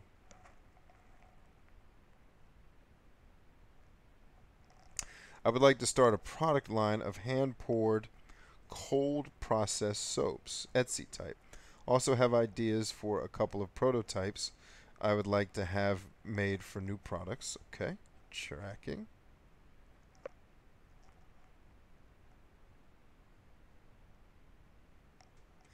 Peachy says, so many directions to go and I just don't know where to head. Looking for advice. So it's hard without me knowing more about your business and us having time to discuss it. This is actually one of the things we do in our social media ninja academy, the black belt, which is focused on people who want to start businesses. It gives me an opportunity, like with my editor, Steven.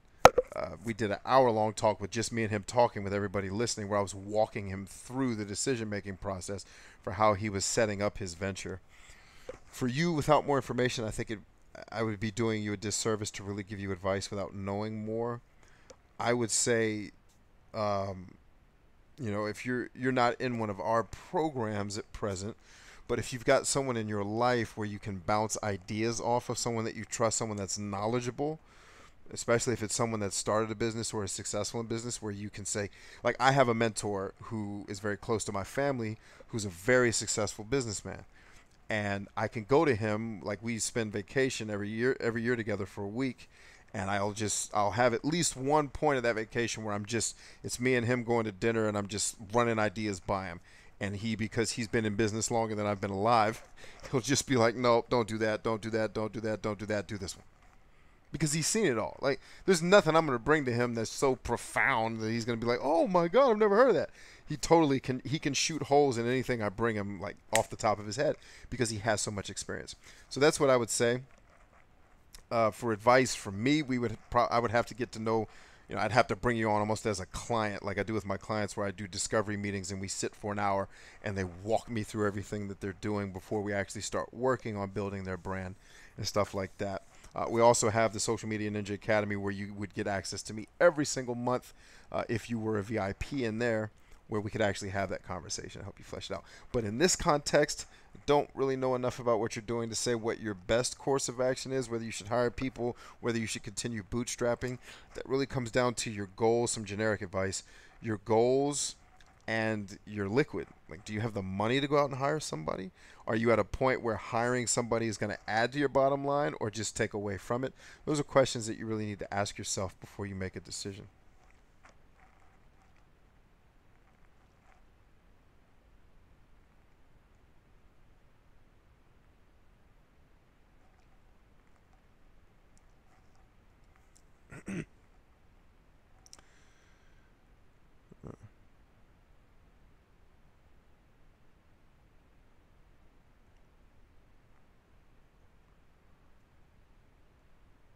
All right, looks like everyone's just kind of talking among themselves. That's good. So Ingrid says, this may be a silly question, but how to dump someone that likes you when you don't feel the same way? Dude, this is hard for me as an INFP. I feel so guilty for not liking someone that likes me. Well, so the question isn't silly. So you guys are, the questions you're asking aren't really the questions you have. You're asking, how do I dump this person? As if there's some magical formula that you're going to apply that's going to make you feel better. There isn't. It's going to suck for you. How you do it is you go do it. And your real question is, how do I deal with the byproducts and the results of doing it? I know I'm going to feel guilty. I'm going to feel crappy. The answer is you accept that this is how I'm going to feel. But you're not going to feel like that forever. In 30 years, you're not going to be thinking about that dude. Like, oh, I felt so bad 30 years ago for breaking up with him. You're not. You just accept the fact this is going to be a little hard for you, that your personality type wires you to be a little bit uncomfortable with that. But you still go do it, and you just deal with the discomfort. And you deal with the discomfort in acknowledging the truth. Like, I shouldn't feel bad. I'm doing this person a service. I don't like them in this way. And the bad thing to do would be continuing to stay with them if I don't feel the same way and wasting their time. So in a sense, I'm doing them a favor. And that can help you keep your feelings in perspective. Remember, feelings follow thoughts. Whatever you're telling yourself up here is going to affect how you feel in here. It doesn't get any simpler than that. All right. Carla EF says, same, Ingrid. So hopefully that helped Carla as well.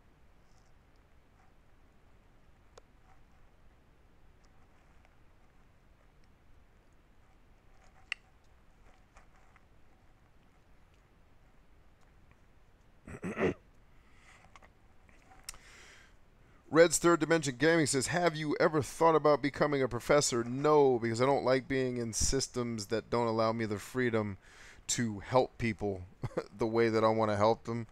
And school systems are usually very rigid and tied to traditions that aren't effective in 2017. For example, a lot of our schools still behave like they're trying to prepare our children to work in a factory. So, nope. Actually, that's not true. It's not 100% true. If I'm going back in the Wayback Machine, there was a time fresh out of college before I went into the Army. I had a little gap there. I actually applied to be a computer science professor. I just didn't get hired. So yeah, I've considered it, but the more I've learned, the more I realized I can be way more effective helping people in the world outside of the school system by just giving you what I know and letting you decide if the information I'm giving you is right for you, because sometimes it ain't gonna be. But there's no test at the end of this. The test is your life. You get to take the information and go apply it as you see fit and make your life as happy as you want it to be. You don't have to pass some SAT at the end of my discussions that prove you got the information. When you come back to me 10 years from now and your life is better, you won. You know, to me, that's a lot more effective than doing it in a school setting. That's not to say that if a school approached me to do like some adjunct professor work, I probably would do it. I wouldn't necessarily make it my full-time job, because on the flip side, I respect teachers immensely. The amount of sacrifice that teachers make to educate other people, it's like they are the closest representation to Jesus out of anybody on this planet. Because I watch my wife work 18 hours a day in some cases for, I won't even tell you how much she was making because it was a travesty, because she worked at a private school. And so where all their money's coming from grants and investors, not like tax dollars. And phew, the amount of hours she slaved over helping these children, and she helped them outside of school. Teachers are freaking amazing. It's the systems that aren't.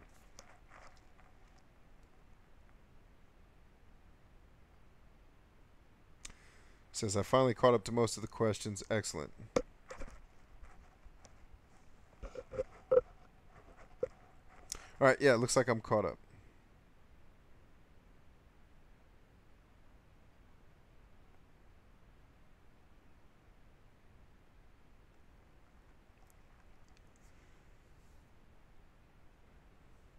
Cool. All right, so I am at the end of the questions list. If I missed your question, believe me, it was not intentional. It's thanks to YouTube's comment system, which is just a travesty in and of itself. In fact, I am going to pop the chat out so I can see more of it. And of course, now it's got to refresh it again, which means God only knows where it's going to dump me. Let's see. If I missed your question, though, please feel free to retype it in the comment section as I'm lounging here in my office. Let's see.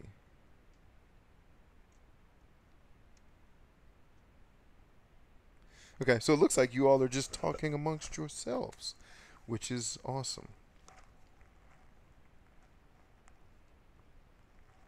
Emma Jami says, Bryant, sorry, never be sorry. I'm here to help. You don't have to be sorry at all. I just replayed your answer to marriage question. It's not my brain that wants him, it's my heart. My brain is the one saying it won't work and warning me from hurting us both. Yeah, so, by the way, I'm not saying this dude is the right dude for you. I'm just identifying the truth, which is, or at least the truth as we know it today, this idea that friendship and romance are these separate things. They're not. Romance exists inside of friendship. Whether or not this dude is the right dude for you, I can't tell you. Maybe he's not. But approaching the relationship just thinking that romance, I was addressing romance and friendship, not whether or not this dude, if you don't think he's the right dude for you, cool. Ball out.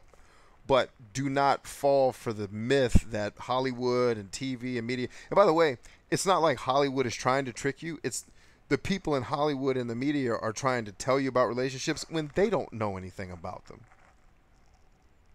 I mean, really? Like, they don't get it. So they're telling you from their limited perspective of sleeping around with 17 different people all the time, and they think that that's healthy. The science is clear. That's not healthy. It's just not. So regardless of what your religious beliefs are, trying to, I think history has documented people that try to philander around with thousands, hundreds, or tens of people aren't generally as happy as people who are in committed relationships. Usually. I'm sure there'll be one guy that's like sleeping with everybody that's like, I'm totally like Charlie Sheen will come on here and talk about how happy he is.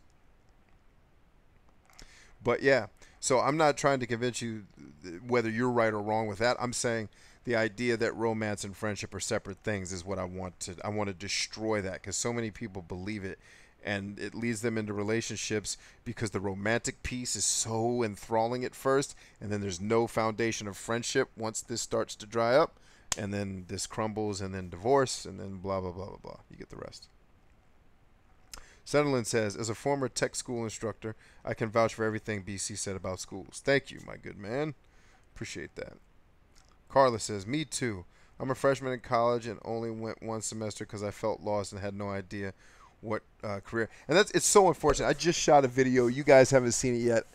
So, by the way, for all of you that are here tonight, I need to repeat something that I've been saying a lot on my more recent videos. Let me just make sure I'm in the frame here on camera. Okay, good. Please do not skip the Daily Bravo vlog. I get that most of you are here for my personality type stuff. Please do not skip watching the Daily Bravos. Not because they help me or because I think they're so awesome. There is so much information in those videos that's going to help you with that exact comment more than the personality type videos can, because it's giving you the practical advice, not just the conceptual. And I just shot a video talking about why schools are setting us up for failure. And the reason why is because every school, public school, most public schools, I won't say every, they use a one-size-fits-all approach to teach our children and to teach us when we were going through school. Some of you still are going through school. I see some of you are in high school. You're in a one-size-fits-all situation. No child is a one-size-fits-all child. By the way, schools are run predominantly by SJ and NF temperaments, more so the SJ. So if an SJ isn't well-rounded in how to teach an NT, and you're just trying to get them to follow rigid structure, and we need to memorize facts, and then you need to be tested on them, you're going to drive NTs, in some cases, nuts, and NFs. So we have this one size, the same curriculum for every child. Well, why was I ever in a home ec class? I can't sew to save my life. That's never going to change. I don't need to learn how to make a pineapple upside down effing cake. Why was that class not, hey, let's give this dude a personality test and then tie that to a career builder quiz that can show him, hey, based on the way you're wired, these are things that you might be good at. You may want to pursue that. So maybe you don't take the home ec class or wood shop. I had no business in wood shop. I'm not using that skill. It's not part of anything that I'm interested in. Now, I could do simple stuff like replace light fixtures or replace certain things on my car, CO2 sensors, EGR valves, lights, when they go out. I could do simple stuff, but I don't need to be a mechanic, dog. I don't have any interest in that. And so schools should be testing children to understand, one, how the kid learns so they know how to teach the child and what they should be teaching the child. It shouldn't be the same for every kid. It just shouldn't. And so you don't know what to study because no one ever sat you down to help you understand because of your personality type and your values and what motivates you and the things that you've been doing throughout your life. Here's probably what you're going to be good at. Here's a list. Pick a few. And then give the person an opportunity to study a little bit in each one so they can figure out where they can get traction. But you start that at age 11, not when you get to effing college. You don't have that conversation until you get to the end of high school. So what do you think about going to college? Or what do you want to study? And then my teacher said, no, don't study computer science because you're basically dumb when it comes to science. They didn't say it that way. They didn't mean to insult me, but basically you suck at science. Weird, because I did pretty well at it in college. When I was left to my own devices to learn the way I learn, not the way the school forces you to learn. Okay? So I should have known by the time I was 12 that, hey, dude, good leader, you probably need to be a manager of some sort. You can pick a field, but these are the fields you'll probably be decent at based on your disposition. Sciences will work for you sometimes. Biology and zoology probably not going to be as interesting to you as computer science was and is, etc., etc. So, sorry, I'm on my soapbox. I just get frustrated when I hear people talk like that because these school systems are not. And it's not the teacher's fault because the teachers try to help as much as they can, but the teachers are in the bureaucratic system too. A lot of times they get their hand slapped when they try to help a child in a way that's different from the curriculum. So, and I know because one of my really good friends, one of my best friends and old neighbors was a teacher for years, and we used to talk for hours sitting on the stoop. I remember some nights on a Friday we'd be out on our front porch till like 3 a.m. just talking about how to fix the world. And he would talk about his experiences as a teacher and how he tried to change things for his kids and got his hand slapped many times. So, yeah. I wish it were different. And honestly, that's why in the video where I said the schools are setting us up to fail, I said that's why I do what I do here. All the stuff that I talk about here is the stuff you should have been learning in school. Instead of home ec class, how about a how to have human relationships class? You know why they don't teach that? Because they probably can't hire and pay somebody enough to come in that will do it properly. A psychologist that can make $400 an hour seeing patients isn't going to come teach a high school for $25,000 a year and try to feed his or her family.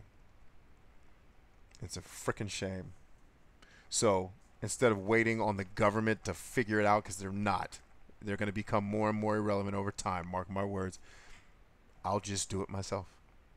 Me and a lot of other people, not just me, there's a lot of people that I link arms with on the internet who will bring you information that you need to apply to your life. I won't always be right, and I won't claim to be, but I will point you at least in the right direction where you can take at least a nugget of truth and then expound upon that with your own experience, your own perspective, and add to it so that you can get to where you need to be. I won't tell you the same BS that Hollywood teaches you about how relationships work. And I'm going to put him in the friend zone. Friend zone shouldn't even be a word.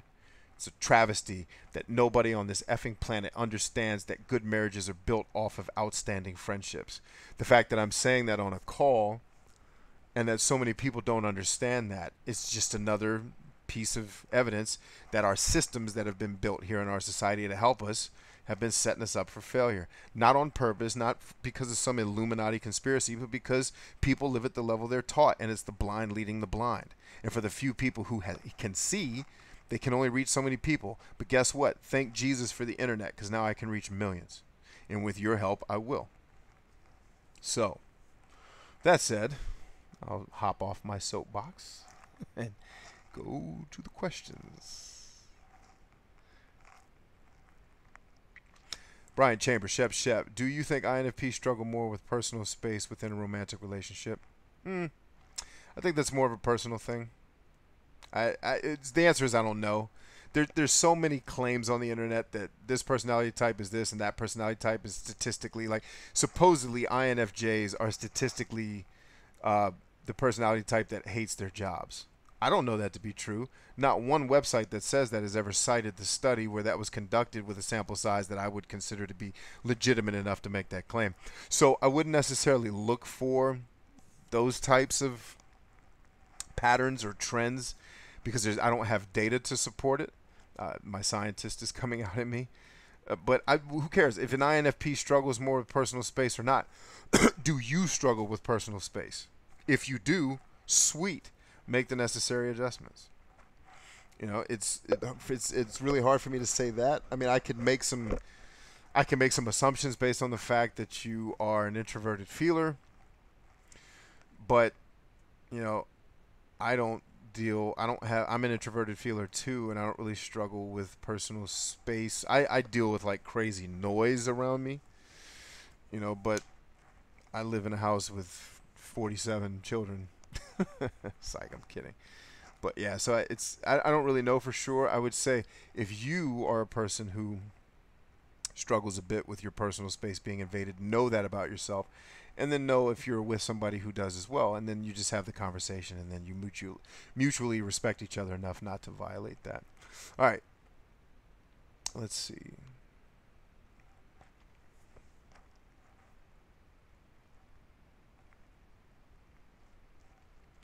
Emma Jami says, Bryant thinks, so maybe part of problem is I'm very ambitious and feel I have a calling, as you say, but he lacks ambition, and that should be worrying. If you have ambition to be a thing, one of the first conversations I ever had with my wife, and this is before she was my wife, I think it was on our second night together, we went out on an actual date, and I said, what do you want to do with your life? Very direct question, not usually a date number 2 question. You know, we're usually still on what's your favorite color and how many brothers do you have? How do you spell your last name? All these superficial questions we ask to try to make conversation instead of having conversation. I just asked her, what do you want to do with your life? Tell me about it. And when she laid it out, I was like, that matches where I'm headed. Sweet. You know what I mean? So if you are going in a direction and he's not, then that could be an issue. You know, I don't know your religion specifically. If you are a Bible-believing person, there's a scripture that says, do not be unequally tied together with another person. The scripture uses the word yoke, which sounds kind of weird, but a yoke, basically, if you picture oxen pulling like a cart, a yoke was the thing. It's not like an axle on a car. The yoke is the bar that holds the necks of the oxen together, so when they're pulling, they walk at the same pace. One doesn't get ahead of the other. So you don't want to be tied to somebody who's not your equal. One of my mentors, one time I was pursuing this girl when I was much younger, and he pulled me aside. He's like, do you really want to have to disciple your wife? I was like, message received, cutting it off with her tonight. Because he's like, do you want to have to raise your wife spiritually and emotionally? Or do you want someone that's on your level? See, I am the benefactor of having mentors that beat the living crap out of me in all the right ways when I was in my teens and early 20s. So a lot of the things I learned, I didn't learn that in school. That was my basically one of my spiritual fathers. He was my first mentor when I started uh, developing my faith in Christ and stuff like that. And I had him he was always right there with me to steer me in the right direction. And so a lot of what I do here is trying to pay that forward, because a lot of you don't get that. You don't get a parent or a mentor that really understands how to help you with these things. And that's not for lack of trying. It doesn't make them bad people, it just means they don't know. Nor would I delusionally sit here and tell you I know everything. I'm still learning. I still have mentors in every area of my life. Business, life, I have a mentor. I'm a grown man. I have a mentor that beats me down like I'm still 17. And by beat me down, I don't mean like abusively. I mean in a loving fashion, where he gets on my case. Why are you still struggling with sharing your emotions with people? You need to talk about how you feel. You just went through, like before my dad passed, he's like, you went through a whole year of 2 of your children having a medical issue, one where an ambulance had to come to your house and take your child to the hospital. Then all kinds of issues with that child and potentially needing surgery. Then your dad almost died, and he's passed now. He's like, you didn't share that with anybody. You just bottled it up and kept working, trying to help people. He's like, how are you going to help people if you got crap stuck up inside of you? That's what my mentors do for me, right? And you got to have people in your life that do that for you. Let's see. Mr. Human says, I think, as you're saying about high school, I have felt this. I feel as an outsider in school, and I think that led me to this lost brain set, and I don't know what I want to be. Yeah. So go through your personality test. Go watch the. Hey, Jolly, do me a favor. Go into the Daily Bravo playlist and link everybody to, and I'll put it in the description when you put it in the comments. Link everybody to the 5 Pillars of Success video. It would have been 2 or 3 weeks ago, maybe a month ago, on the Daily Bravo. It's the one with me wearing the white and black checkered shirt in front of my whiteboard just back here. If you could do that and post a link into the description here or into the comments so everybody can go, like, that's the video that will help you start figuring out what you want to do with your life. I mean, it's not going to help you with everything, but it's a 10-minute video that'll at least get you pointed in the right direction. All right.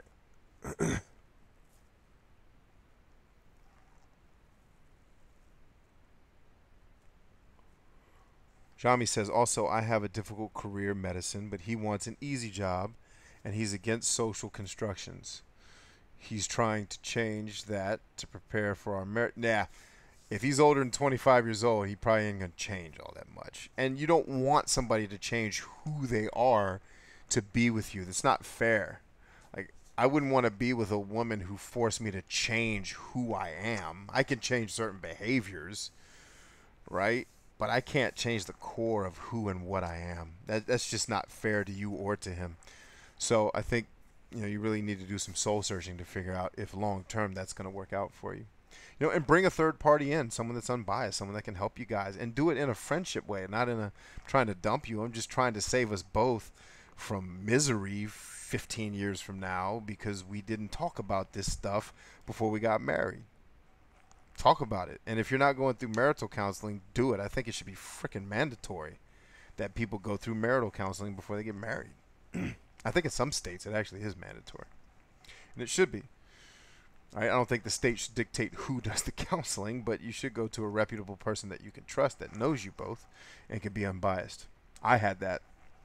Actually, the guy who married us did it for us. So, PG Clean says, my son just graduated high school. You are not old enough to have... I'm looking at your picture. Nope. I refuse to believe that you have a high school age son. Sorry. But my advice for young people looking for career advice would be to check out Mike Rowe and Gary Vaynerchuk. Yes. Yes, yes, yes, and yes. They are opposite people, but both give very valuable advice. Absolutely. I have been on private coaching calls with Gary Vaynerchuk. He's a freaking beast, and his public stuff is awesome too. BC question: what's the reality that our idealism blinds us from? I have no idea. Maggie Mosby says, Pascal. Oh, the stupid YouTube jumped again. Sorry guys, YouTube did the thing where it jumps down the page. And I got to scroll all the way back up and find out where my place was. Okay, I think I'm close.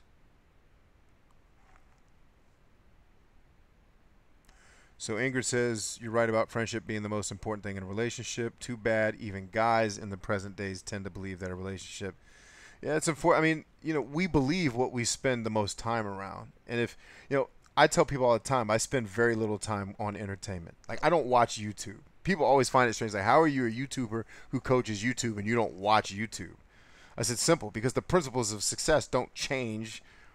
Like, the principles that made me a successful leader in combat, in war, are the same principles that I can apply to YouTube, Facebook, or whatever thing I'm working on. Those fundamental success principles don't change, right? So I don't need to, but I need to, of course, understand the trappings and some of the tactics and the context of a platform. But I don't have to spend 9 hours watching other YouTubers. I don't, because there's a formula, and they all use it. All the people who are highly successful, especially the people that, and what most YouTubers want is quick success. And so there's ways to get it quicker. I guess depending if your success is just channel growth in terms of people following you, there's ways to get that more quickly than other people. But you have to think about who do you want following you, first of all. And, what do you want them to do with the information you're providing them? All right.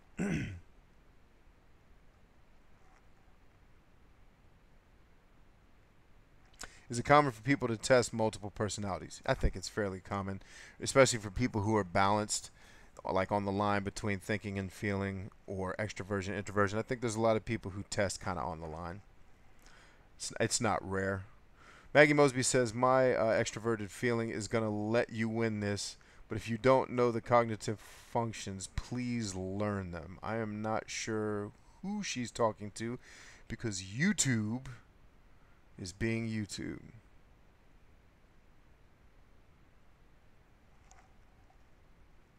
Peachy Clean says, sorry to contradict you, BC, but I believe home ec is important. People should know how to do basic sewing and cooking for themselves. Many of them also teach basic money. Yeah. I'm not saying home ec shouldn't exist. I'm saying I should not have been in it. I shouldn't. I'm never, ever going to need, and frankly, if I needed to learn how to sew, I didn't need to do it in high school. Like, I could have gotten a book out and done that. My mom knew how to sew, right? There's just certain things that I'm not going to be wired to be good at. And a lot of the money management that they teach in home ec is also based on a lot of myths about money that just aren't true, depending on what your goals with your money are. So, yeah, I don't think you're contradicting me at all. I think I probably could have done a better job of articulating myself. I'm not trying to do away with home ec class. I think there's certain people who could benefit from it. But I also think a lot of what you can learn in home ec are things that you can learn better outside. Well, frankly, I think you can learn almost anything better outside of the school environment, so that's probably a bad example. But yeah, not trying to do away with home ec, just saying that based on who I am, it was a useless class for me. I learned how to make a pineapple upside down cake. I've never reused that skill ever in my life. I learned how to very poorly sew a bag together. I sucked at it. It wasn't going to come out good. I did sew the rank on my uniform when I got promoted in the middle of combat. So my sewing skills, I guess maybe home ec helped me with that. But yeah, not trying to say that you do away with the thing. Just understand that if a child is set up to be the next Einstein as a scientist, maybe he doesn't really need to spend time in home ec class. Like, just let him go do science, because he's going to kill it at science. And we can, if we need to teach him how to sew, we can get him a tutor that can spend 5 minutes with him, every other weekend or whatever, to get that skill up. It's more an efficiency thing that I'm talking about, by focusing on your skills versus trying to give you this well-rounded thing where you're studying things that aren't going to help you in the long run. Okay, so now I'm caught up.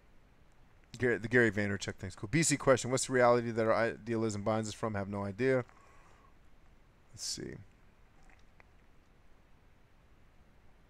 Ajami says, so maybe concluding question would be, do you think two people with varying levels of success and aspirations could work without there being... It could work. Depends on your individual disposition and what value you put on ambition. Like, if you are fine with a person that, like, let's say he wanted to be a stay-at-home father to your kids, and that may not look on the surface to be greatly ambitious, but that is a huge undertaking. My wife, primarily as a stay-at-home mom, works way harder than I ever do on anything. Even though I may put in more hours and I'm awake when she's sleeping, her work is 1,000 times harder than mine. So I would never say that she lacks ambition because she's not, the president of the United States. It's just that her ambition is focused on something that the rest of the world sees as somewhat unambitious. So it really just depends.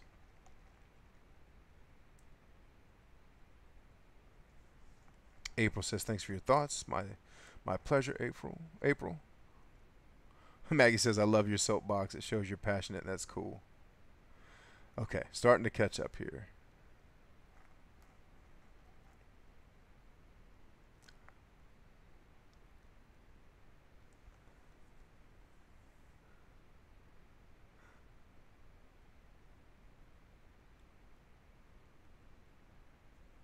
Nathan says, how often is this live Q&A? I would like to join them more.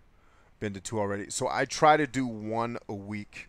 It adjusts. Like I was supposed to do this last night at 9 o'clock. I had to basically do a ton of work on the YouTube channel itself and some updates to my website, which took me longer than I thought. And I had my son with me. So by the time I finished all that, it was 12:30. And I was like, well, I could go live now, but I don't know who's still up to watch. So I just sent a message out on Facebook and said I'll get at it tomorrow. Speaking of which, Jolly, do me a favor, link in the comments to my Facebook fan page. Please, please, please, everybody that's watching this, if you're not already following me on Facebook, for your sake, not for mine, I don't care if a trillion people are following me on Facebook, please follow me there so that we can talk. Like a question like that, I send out messages on Facebook, because YouTube doesn't have a way for me to do it, to say, hey, I'm going to be broadcasting this Friday at 9 p.m. based on blah, blah, blah, blah, blah. Right? And so Nathan would know when I'm going to broadcast next, or at least when I'm planning to broadcast next, and then can plan his or her day around that accordingly. So follow me on Facebook so you can get, there's information and things that I talk about on Facebook that I don't do on YouTube because it works better on Facebook. For example, a lot of the videos that I shoot here suck on YouTube, but they kill and get thousands and thousands of views on Facebook. Like I think my tribute to my father got 250 views here. I think it got, I didn't even put ads on it, which is insanely rare, and it had, I think, over 2,000 or 3,000 views or something like that. So, and I don't have anywhere near 2,000 friends on Facebook. I don't. I keep my friend circle like on my actual, because people like from here will be like, hey, I want to friend you on Facebook. I'm like, don't. Go to my fan page and talk to me there. I keep my Facebook page just basically for my family and soldiers that I used to work with, which I consider family. So for those of you who've sent me friend requests, if you didn't get a response back, it's not me trying to be a jerk. It's me trying to compartmentalize my life. I don't want to mix what I'm doing here with what I'm doing with my family necessarily all the time. But when I have questions that are related to this, they don't come to my primary Facebook page where I'm trying to focus on talking to my family. They can go to my fan page where I can talk to you. And in fact, I have more options to talk to you there than I do on just my Facebook page. But be following me there so that you can ask questions, but also so you can stay up to date with the things that I'm doing.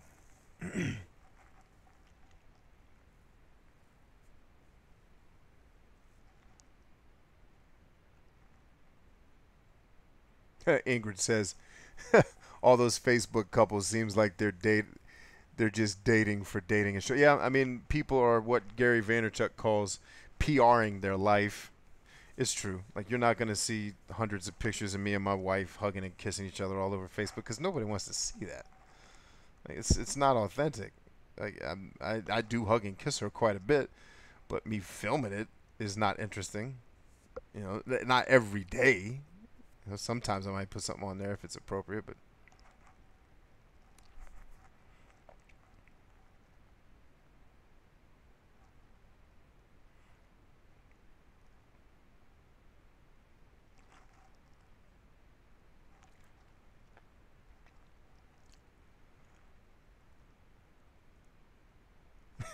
Obscure Facade says, I'm guilty of judging how long a marriage will be by how big the wedding was. Wow. Okay. Yeah. Yeah, and definitely when you subscribe here, if you're not already subscribed to my channel, come on. Let's just get that squared away. Not for me. I don't even look at subscribers. I don't display them. I don't monetize the channel using ads. It has nothing to do with that. It has everything to do with you stay connected. Like I was talking about earlier, what you think affects how you feel, and what you think is affected by what you expose yourself to. I consume very little entertainment and focus more on these books and other like spiritual teachings and things that I consume on different platforms that I have access to them, because that's what keeps me sharp. All right, it doesn't mean I never watch entertainment. I do. I love comedy, stand-up comedy especially. I love Mark Busler from the Classic Game Room, and I buy his videos and watch them when he does game reviews and quirky characters that he does. But that's the minority, right? What you're doing here. Now, I try to keep what I do here fun and uplifting, right? I try to mix in some humor and some fun here, so it's not just me teaching all the time. But you need to be watching you need to be watching the Daily Bravo every day, because everything that I put into that, and it's not like I work so hard so you have to watch it. No, what I'm putting into it is the stuff you're asking me here. I've answered a lot of these questions numerous times in different ways, and I'm not saying that to say that I don't want to answer you here. I'm happy to. It's more along the lines of, if you're staying up to date with that every day, think of it like going to the gym. The Daily Bravos usually never go past 20 minutes, and in fact, most of them are usually around 7. You can listen to them in the car. You don't have to watch it. Just when you're driving somewhere or you're in the gym, just put it on and put it in your pocket and listen. And that's your daily workout. That's your daily mental workout. You can mix in, you know, it doesn't have to be me every day. You can binge watch it whenever you want to. You know, put Gary Vee on there, put Tony Robbins on there. Put, you know, if you have a favorite preacher, put them on there. I like Joyce Meyer. I like Joel Osteen, even though all the Christians seem to hate him for some reason. Like, the nicest guy on the planet apparently is evil. Like, whatever. I don't have time. For our lives are so good in America that we have to find stuff to complain about. But anyway, let's keep it moving. Hey, BC, do you think Hitler was an INFJ? I'd like to hear your thoughts. I think he was, but he was also psychotic. So I've seen websites that list him as an INFJ. The answer is I have no clue. Zero clue as to whether or not he was an INFJ. There's certain traits that he had, like even though he was a maniacal, psychotic person, apparently he was very kind to animals. Doesn't necessarily make you an INFJ. I'm kind to animals as well. The answer is I don't know. I've seen websites, and it's funny because when I have done my INFJ videos, I've been tempted to put on some of the ones where it's like INFJ, fatal flaw. I've thought about using Hitler as the image because he's oftentimes identified as an INFJ. But the fact is we don't know for sure. And two, that would be highly offensive to some people, I'm sure, for me, because they think I was calling them Hitler when it's like, no, I'm identifying flaws that Hitler has that you want to avoid. So I've kept it to Thomas Jefferson or whoever else I've used for INFJs just to keep stuff kosher. But yeah, the simple answer is I really don't know.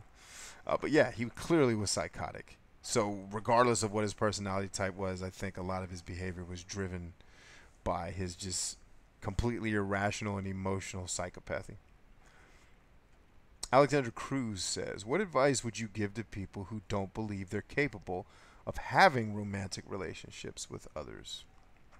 Well, I guess I wouldn't be able to give advice unless I knew what. So let's assume that's you. If, just for the sake of this conversation, if it's not you, that's okay.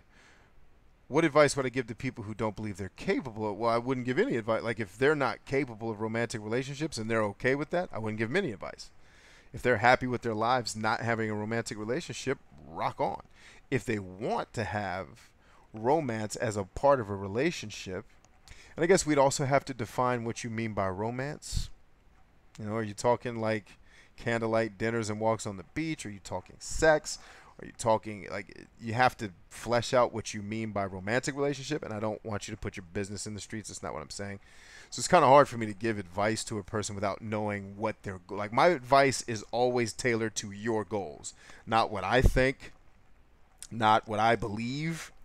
First and foremost, when someone asks me for advice, I start with, well, what do you want to accomplish?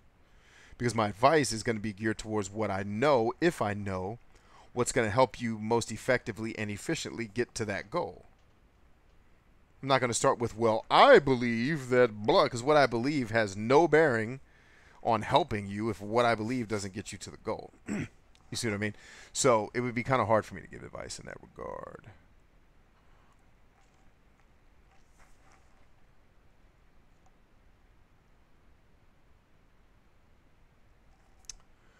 And YouTube did the jump down the page thing again.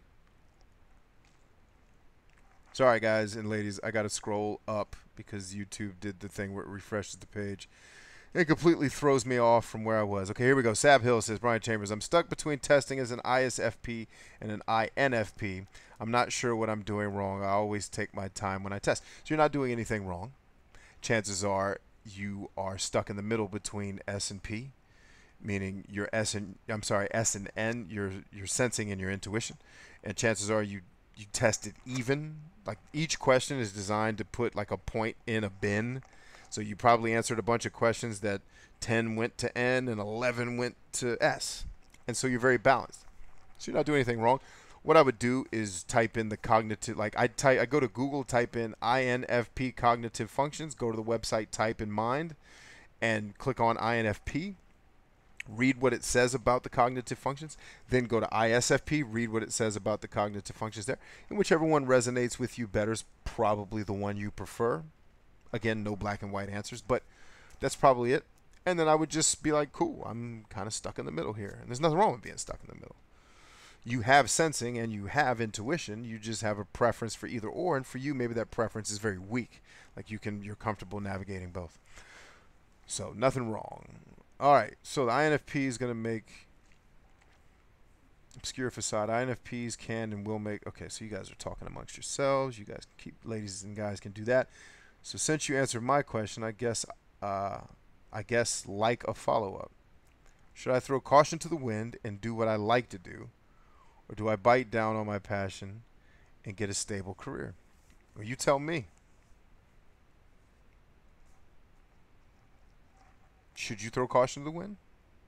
You tell me. What's the right answer? I don't know. There's no way for me to know. I don't know you. There's no way for me to legitimately tell you yes you should or no you shouldn't when all I know about you is your YouTube handle. And I'm not saying that to be rude to you. I'm saying you have to look and figure out what the best course of action is for you. If you go and get a stable job, you're going to be able to get up every single day and go to that thing and not be miserable. Or like I've been in the past in stable, well-paying jobs. Felt like a bear in a freaking bear trap and wanted to chew my leg off to get out of there. I don't know. I don't know enough about you to say either way, but you do. You know what you want. If you want it bad enough, it's a funny thing about people who want something bad enough. I heard a quote that says, if you wanted to succeed as bad as you wanted to breathe to survive, you'll succeed. You'll find a way.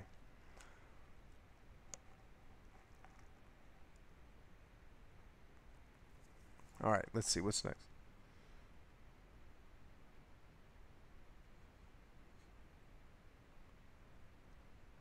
Pascal, saw your comment. Thank you. Very kind words. John says, I've tested as INFJ and INTJ, but when I read INTP, at least the intro, it sounds exactly like me. But I'm well aware of feeling I don't struggle with either T or F, like I'm strong in both, but. Okay, it looks like they cut him off. I don't fall in the line of P or J. I test strong J. How do you tell the difference between J and P? Well, I would just keep reading. So if you were reading about the cognitive functions and you just read the intro, read the whole thing and let it speak to you.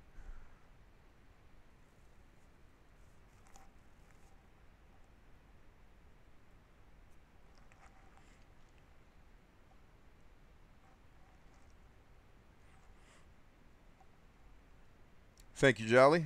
Saw your message. Outstanding. Ajami, BC, agree enthusiastically on education being about focusing on individual skills rather than one size fits. Wow, I am really behind on comments. I'm trying to catch up, y'all, I promise you.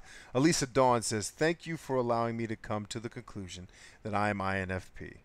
I was trying to figure out whether I was an INFP or an INFJ for a while, and everyone else that explained it sounded like blah. One real easy test, and doesn't, it's not definitive, but it'll help you kind of fill in the blanks. If you're struggling between J and P, is ask yourself, how decisive are you?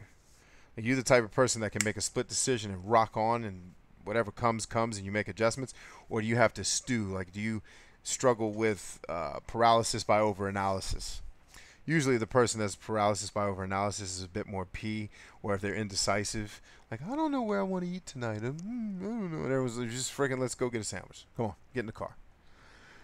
So decisiveness is a trait of the J that the P struggles with a bit more. Not to say the P's can't be decisive, because they absolutely can. But it's one trick. Actually, one of the guys that one of the times I got tested by a company that did where you pay for the testing, I was struggling with J and P for a while, and he's like, dude, you're J. Just cut it out. He was the facilitator. I was like, yeah, I think I am too. I think I'm not answering the questions honestly because I want to think I'm a certain way when I'm really not. He's like, probably. He's like, hand me your wallet. I was like, what? He's like, give me your wallet. I was like, okay. He opens it up. He's like, explain your wallet to me. So when I explained how I had it laid out, he's like, you're a J. Nobody spends time thinking about how they lay out their wallet. I was like, all right, thanks, dude. So there's a lot of different things you can test yourself on. And the more I've really worked hard to be violently honest with myself, I've been more and more J.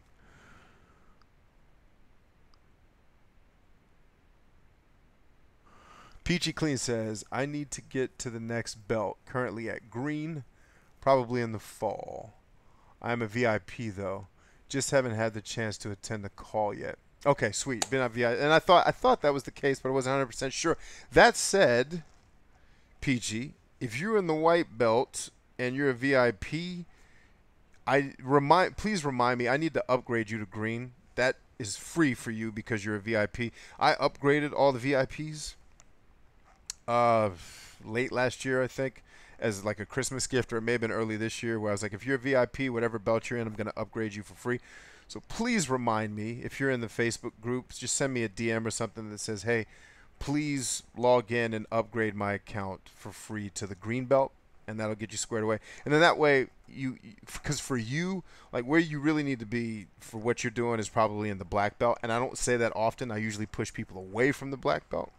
But I think that's the one. VIP, first and foremost, if you're there, sweet, awesome, beautiful. That you're going to get a lot of value out of that. The black belt will help you too. But if we can get you to green for free, then you can upgrade to blue, which does a lot more of the personal, how to develop as a creator, and I think that'll help you as an entrepreneur too. So you have to decide what you want to do. But you, as a VIP, should have free access to the green. That is an oversight on my part that I apologize for, and I will try, if you remind me, I will try to get that fixed tonight before I go to sleep, or have one of our other people do it. So yeah, sorry, totally sorry about that. That is an oversight on my part that I should not have missed. As your humble servant, I ask for your forgiveness. Ingrid says, I hate romantic comedy movies, but do you know the only romantic comedy movie that I like? Friends with Benefits, because all the movie shows is that the couple were good friends before all. I've never seen that one.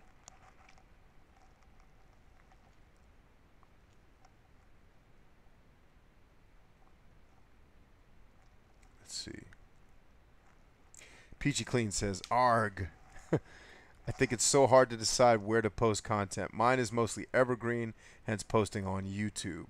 But I get so many more views on Facebook. What's your advice for evergreen content? I think evergreen content is fine on Facebook. It's not going to get searched for a lot. But you can run ads against it for very cheap a lot of times and bring in more viewers and thus bring in more people to your Facebook page if you have a plan with what to do with those followers. I'm okay with folks putting a little money behind a video. Evergreen content's always going to work on YouTube because of search, but remember, just like we taught in the VIP session, which Steven should be editing hopefully this weekend and getting it uploaded next week, we talked about how SEO, search engine optimization, is fundamentally changing. And I actually did a live example on the live call where I did a voice search for something I had just launched, a video I had launched that morning. I did a voice search on my phone, and my video came up first in Google search. So the way that we're searching is fundamentally going to change. So what's evergreen now today may still be evergreen content, but the people who are ahead of the game in terms of how they position the content are going to be the ones that get found. Because make no mistake, Google and Facebook, all these sites want to predict what you want to see without letting you spend a lot of time looking for it. so that you'll stay on their platforms and not leave. So they're incentivized to learn everything they can about you, not just so they can sell your data, but they're incentivized to learn everything about you so that they can predict you and then keep you on their platform longer and longer. And they're pretty good at it. Like, as a not entertainment guy, every once in a while, YouTube will throw up, oh, did you watch this? And I'm like, oh, I want to watch that, but I can't. I got to get back to work.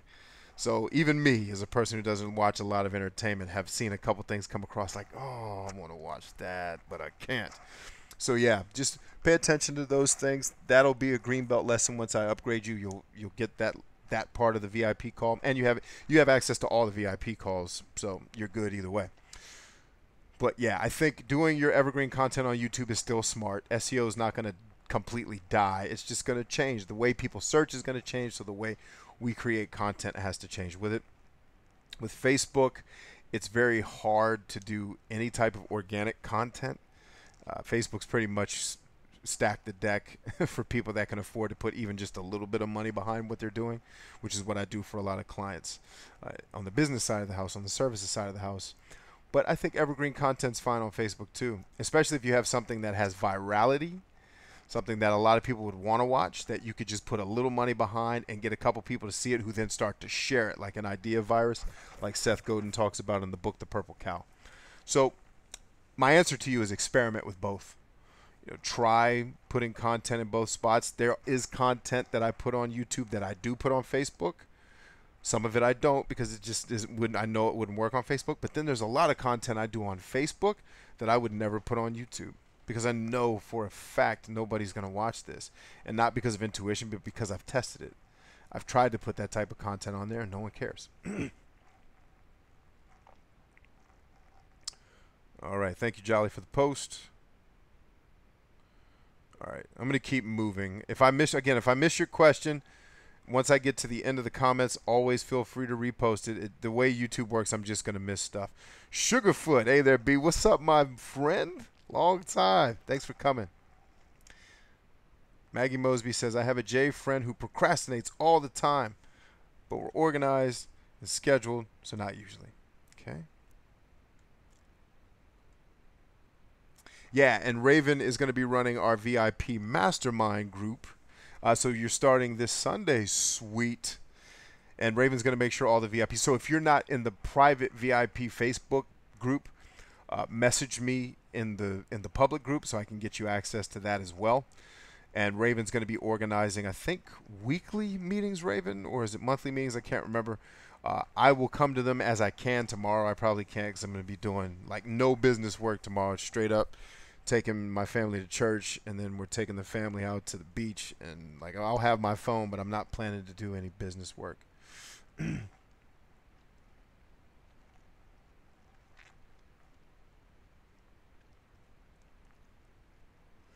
All right.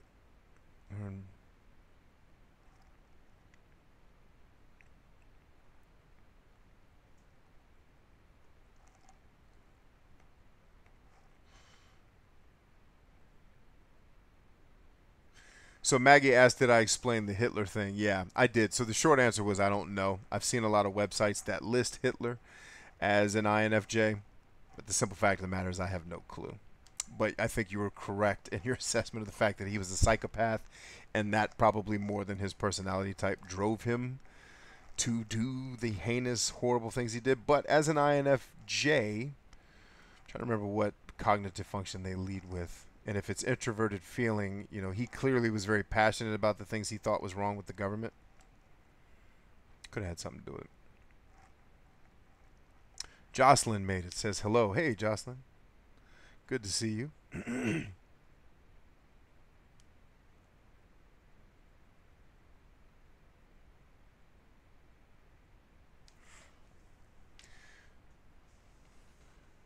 So Raven says, oh, you're going to do 2 of them every week. Excuse me. That's high speed. Or did you mean 1 every 2 weeks? I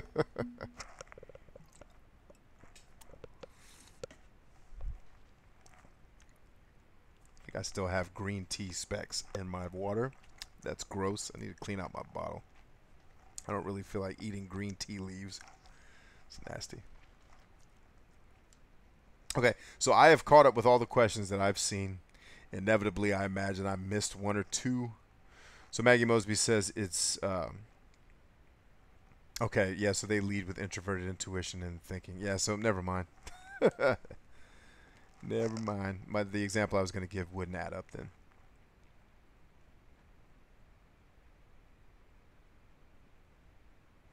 As an ENTJ, is it do you delay values to get work done? Do I delay values to get work done? I don't know. I don't know what it means to delay a value. Try rephrasing that. I'm not sure what you mean.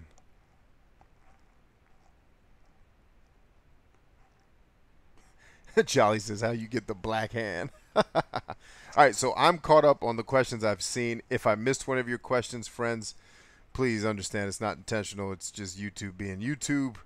They don't necessarily make this stuff easy at all to get through stuff. So yeah, if I missed a question from you, I'm going to check here on my phone as well while I'm waiting, since this is a live Q&A. Let's see. Got the mastermind. One every 2 weeks. I got you. No sweat. Don't worry. I won't say that you're gonna do 2 a week. I was gonna say you're a freaking soldier because I know your schedule. Well, I know how busy you are in your life. I was gonna say if you're doing 2 weekly, you're a monster in a good way. All right, let's see what's happening here on social media while I'm waiting for you all to ask questions. Thank you so much, BC, says Maggie. We have an overall sense of FI, though. Sweet. Pascal says, do you discard your values to get the work done? No. Nope, nope, nope. Not in the long term, anyway.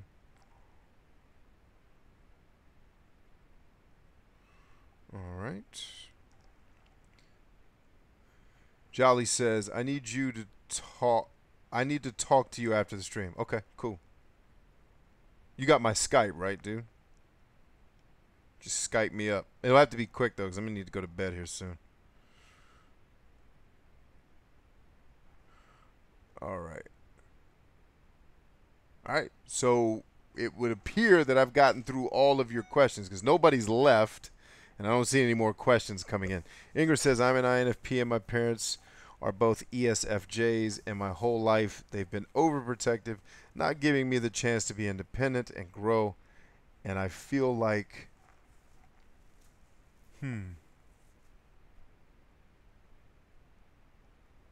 wow.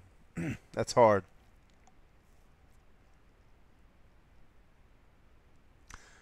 Pascal says, what are limiting beliefs? Any belief that limits your potential. Any limit that keeps you from being what you are or doing what you're capable of. Charlie is insane. Yeah, I'm sorry to hear that, Ingrid. That's hard. But look at it this way: if you're grown now, I'm not sure that you're grown and out of the house. Now you have an opportunity to begin to have some of that. All right, Jolly, got it. Roger that, man. Thank you. I'll hit you up as soon as we're done.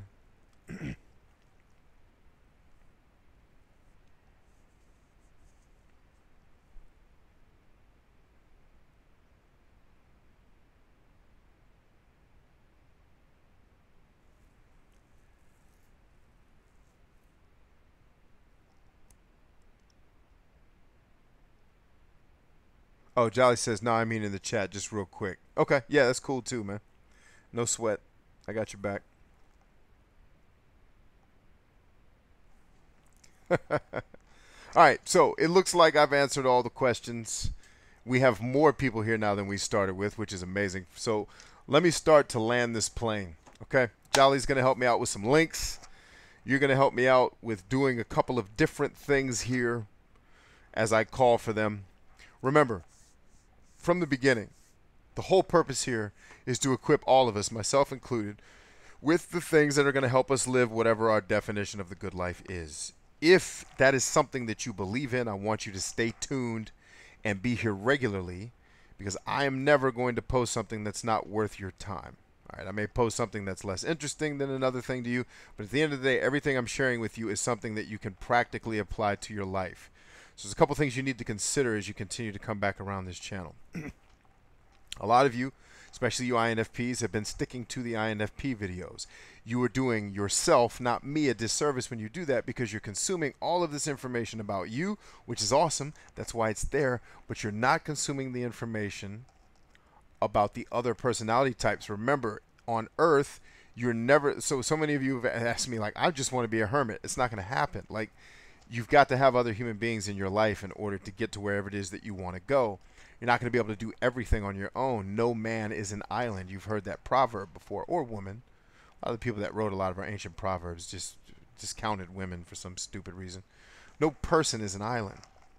So look at the other personality type videos, because then you're going to learn more about other people, but you're also going to learn more about yourself in the process.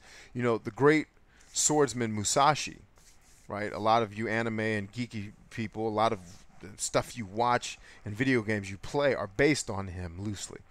So he said that you should study yourself lightly and study the world deeply. You know, understand your environment and the challenges that you have, and understand the people who are around you that can help you get to where you want to go. So definitely be watching the other personality type videos. Go back through the playlist and watch them. Because who knows, you may want to date, marry, or get into business with one of these other personality types, and it's going to do you well to know and to have that well-rounded knowledge too. Definitely be watching the Daily Bravo every single day, or if you want to just binge watch them at the end of the week, whatever your watching schedule is, find room for the Daily Bravo. Again, not for my sake. I know all the stuff in the Daily Bravo. You watching it's not going to add a hint of value to my life. I don't make those videos for me. I make those videos for you. I purposefully don't use any of the Google monetization crap on this channel, because I don't believe in saying I brought you here to teach you and help, not teach you, but I brought you here to share with you the knowledge that's been shared with me, which is all the stuff we should have been learning in school, or at least part of it. You won't get all of it from me. You'll need other people, right?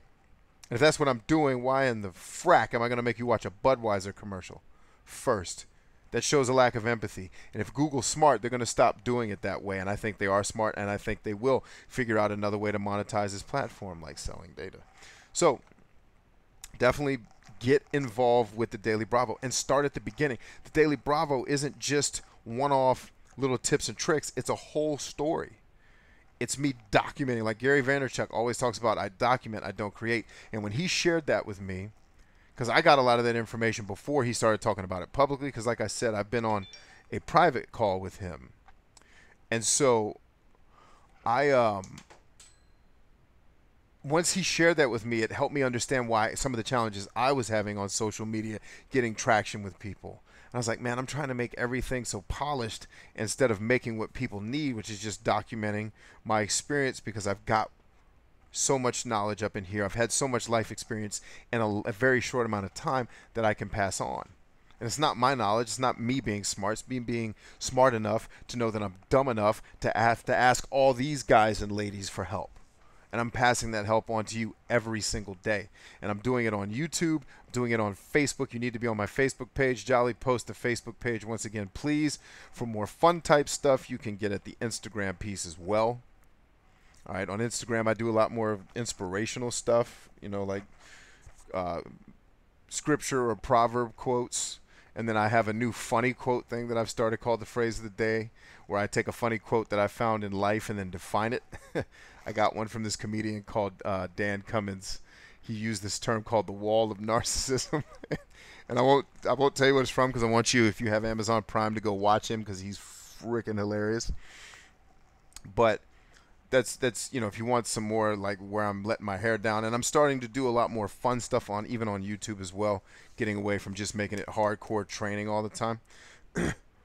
But you need to be involved in what's going on here, because this is a mission. Okay, I said when my father passed that, and I had already made up my mind that I was going to do this before he passed, but when he passed, I went extra hard on my father fundamentally changed things on this planet. Now, I don't talk about all the awesome things my dad did, because I don't like to brag, and neither did he. Most people, when they read his obituary, they were like, Jesus, I had no idea your dad did all this stuff. Like, Colin Powell was at my dad's memorial service, all right? So he had clearly had an impact on the earth. I don't want to get to the end of this existence and not have taken what he did as my foundation and make it that much better. Because I owe that to him, not to me, not so I can be awesome. I owe that to him. He fought through freaking segregation and racism and all kinds of other prejudicial nonsense to be able to succeed at a level that most human beings only dream of. I can't end this experience here and not have something to show for the foundation he laid for me and my family. And that means I will reach 1 billion people with a message that can impact their life in a positive way. I won't do that, INFPs pay special attention. I won't do that without your help. I won't. It's not possible. The message can't spread with just me sharing it.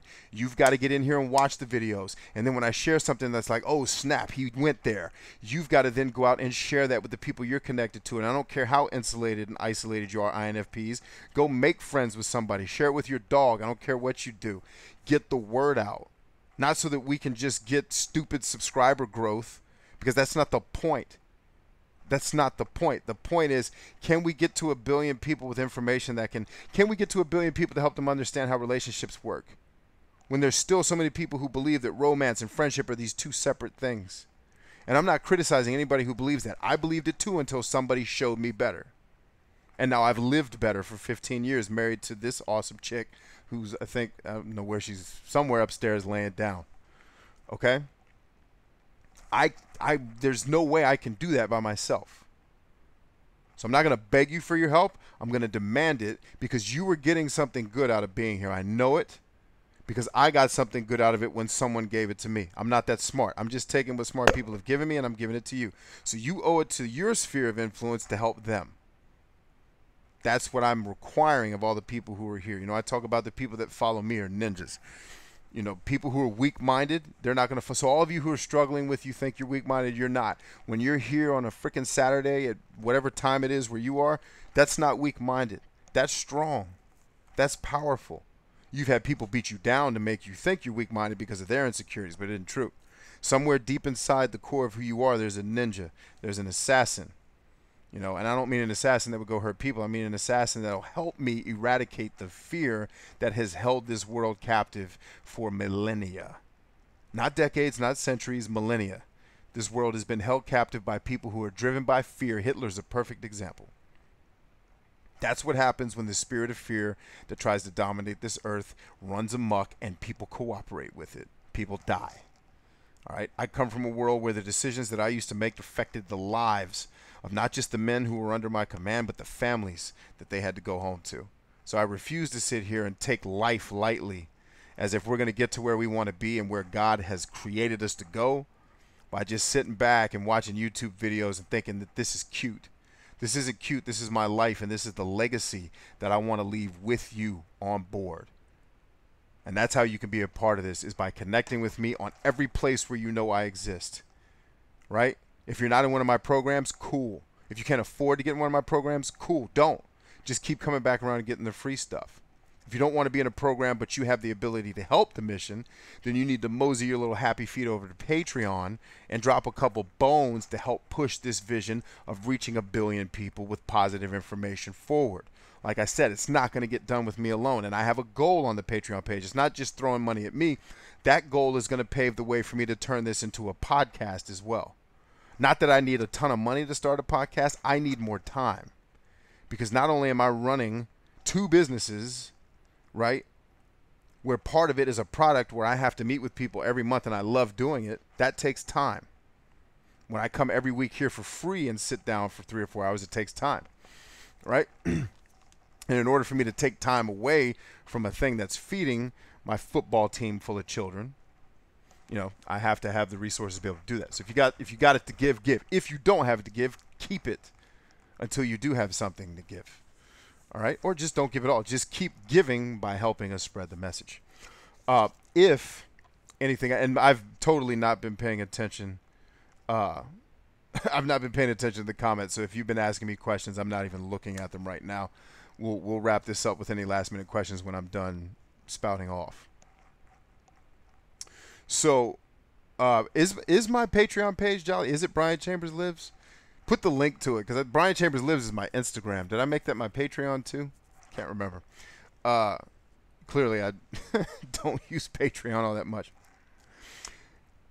Next, if you are a YouTuber or a person who's working to become a social media influencer, or you're looking at getting into some type of social media marketing, our Social Media Ninja Academy is for you. Right now we have the YouTube program, right? We filled that thing with over 50 hours of content. I have already started the Facebook program.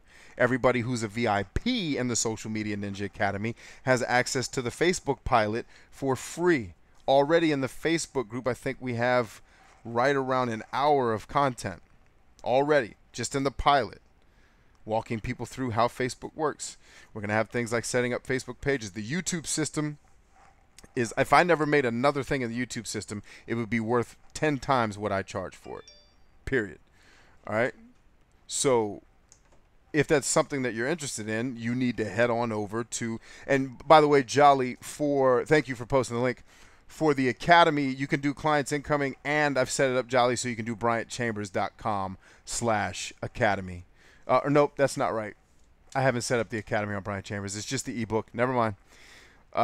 If you don't have the resources to get into the YouTube program or the Facebook program, the Social Media Ninja Academy, if you go to BryantChambers.com/ebook, Jolly will put a link there in the description. You can get my free YouTube Survival Guide ebook. It's totally free. You'll sign up. You'll immediately get an email from me that gives you a link to go download it. You can use that book to help jumpstart what you're doing on YouTube. And it doesn't apply necessarily to the other social media channels in terms of the tactics, but the principles of success apply across the board.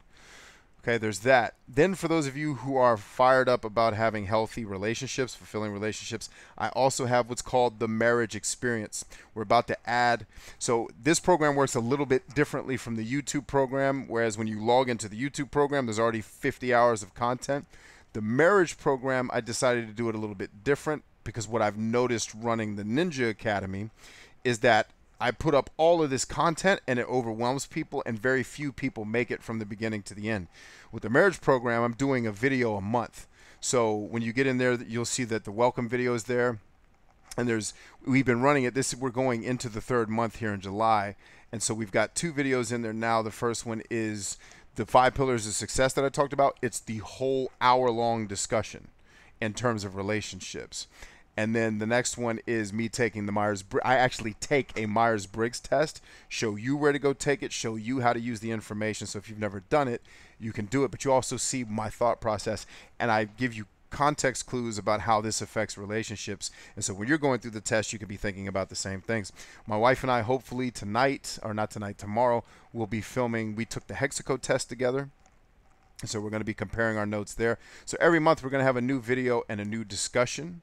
The marriage program is going to be super dope. It's something that it's one of those programs where I don't really ever plan to end it. I just want to keep making content for it as new things happen. Because, you know, right now I've been married for 15 years. Arguably in 15 years from now, I will have been married 30 years. I'll know more.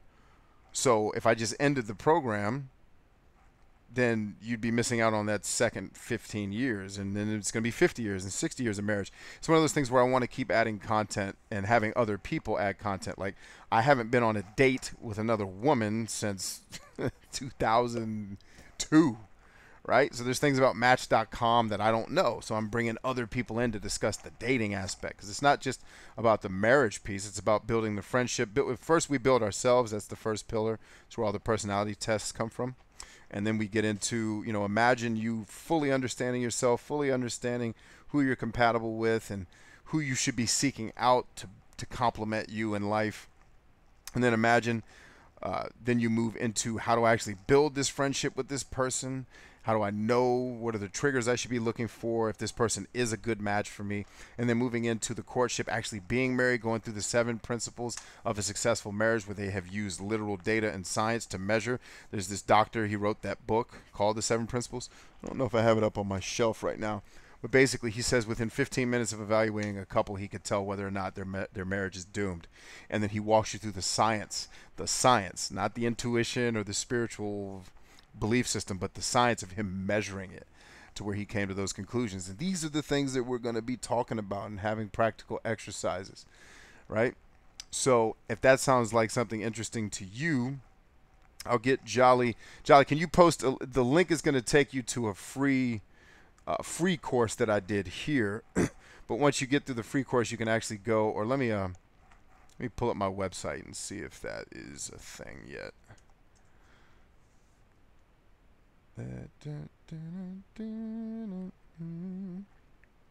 See if I go to Good Life Playbook. You know what, I can just, Jolly won't have the link to this, so I will just log in and post the link to it myself. Because I don't have this set up on my website yet, because I make people go through kind of a filtering process to know if they're a good fit for the program before they spend a bunch of money. And so the way the marriage program works is it's a monthly thing. So it's like Netflix. You can join and you can stay for a month, you can stay for 20 months, you can stay for 70 years. But you can just stay as long as you want, and you could leave and come back if you wanted to and still have access to the content. So as long as you're an active member, you would always have access to whatever content is live at that time.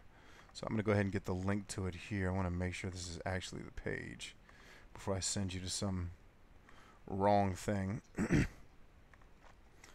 right, so just be aware, this link I'm getting ready to post for you all is, if you go to the link, the video is going to start playing automatically. So you can just pause it. So that's the marriage program. So you got the Social Media Ninja Academy. I think Jolly posted a link to that. You've got the marriage program. You've got all my channel. If you just, you don't even need links to my Facebook and all that. If you just scroll up to the top of the page, you can see, or if you go to my YouTube homepage, you can get access to all of my social media. You know, I think at a minimum you need to be on Facebook and YouTube. I would say Instagram's another really good place to be if you're active there. Snapchat too. I'm somewhat sporadic there. I'm slowly working my way onto Snapchat. I've had some real success with getting people to follow me there. I haven't spent a ton of time, you know, testing the algorithm, looking at the system, seeing what gets the best engagement, etc. I've really just experimented with inspirational and silly content there just to see what sticks. So yeah, we'll be growing out from there. All right, let me take some last minute questions. You guys and ladies have links to everything you need if you're interested in things. And I want to make sure I get any last minute questions answers before I go pass out.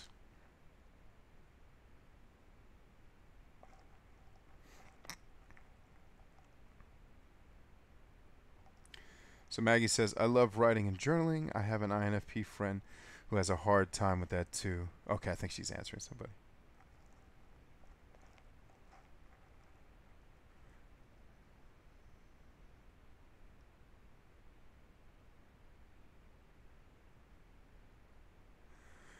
Raven says, at Ingrid, hit B up on Facebook and message him about translations. Okay, so I must have missed something that Ingrid said.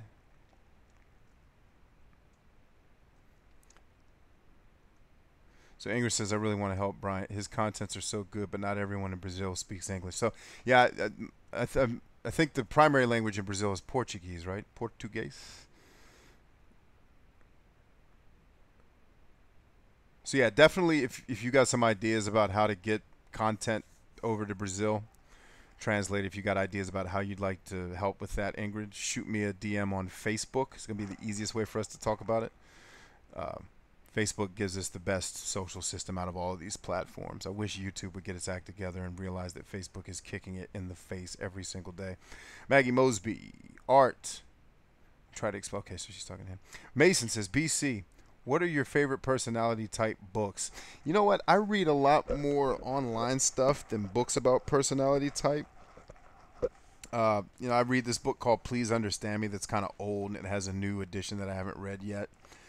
But some of that stuff changes so much that, I mean, there's the, what is it, the phlegmatic and the caloric, like there's definitely, I'm trying to remember what the name of that book is.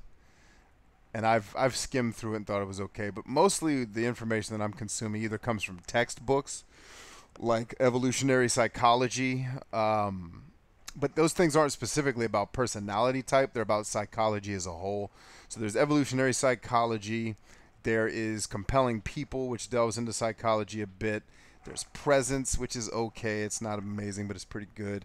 There's the happiness hypothesis by Dr. Jonathan Haidt, which again isn't a personality book. It's more of a, so I read more psychology than I do specifically personality type stuff, and then I just supplement that with things that I can find online and websites that I believe are reputable, because some of them just spout off like entertainment style content, and it's more for me. It's like when everyone posts this personality type is most likely to do this, and they never cite a reference.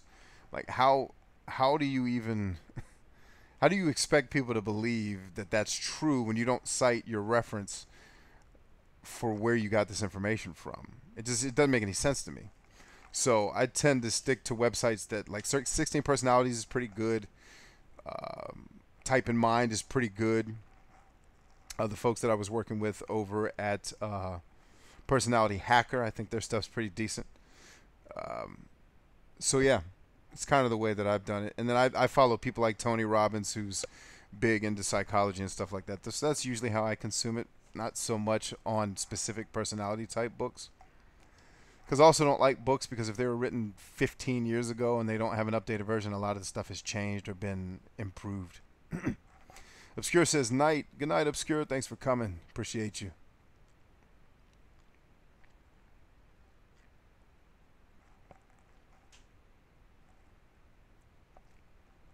Okay, so it looks like I got through all the questions. Last call. If there's 1, 2, maybe 3 last questions, I'll take them. If not, the young man's going to bed. Let's hear it. What do you got? Hopefully, ninjas, I'll see you in one of these programs. Because trust me, if you think this is valuable, imagine what one of my VIP calls is like in the Social Media Ninja Academy.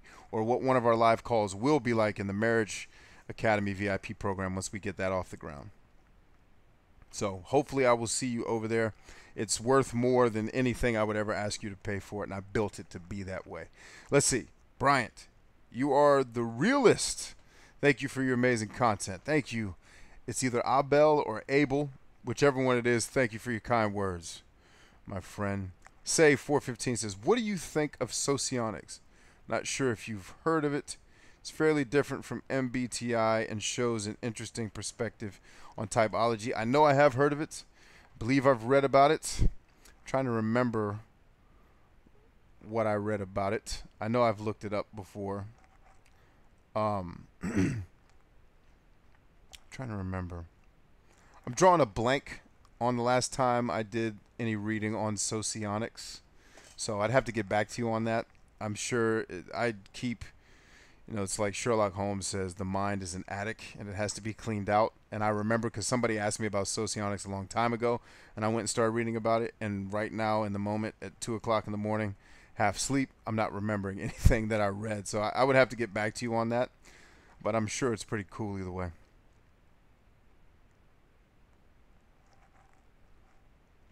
So Jocelyn asks a really good question. How do I become a more confident ENTJ? So don't worry about the ENTJ. Just worry about the confident. Confidence comes from competence. You get better, you will think and feel better. You know, if I asked you to step on the field tomorrow and play for the New England Patriots at quarterback, you would be terrified. However, if you spent the next 5 years training with Tom Brady on how to be the best quarterback in the world, you would step on the field with a lot more confidence because you would be a lot more competent. Jocelyn says, answer mine. I didn't see yours, milady. Retype it.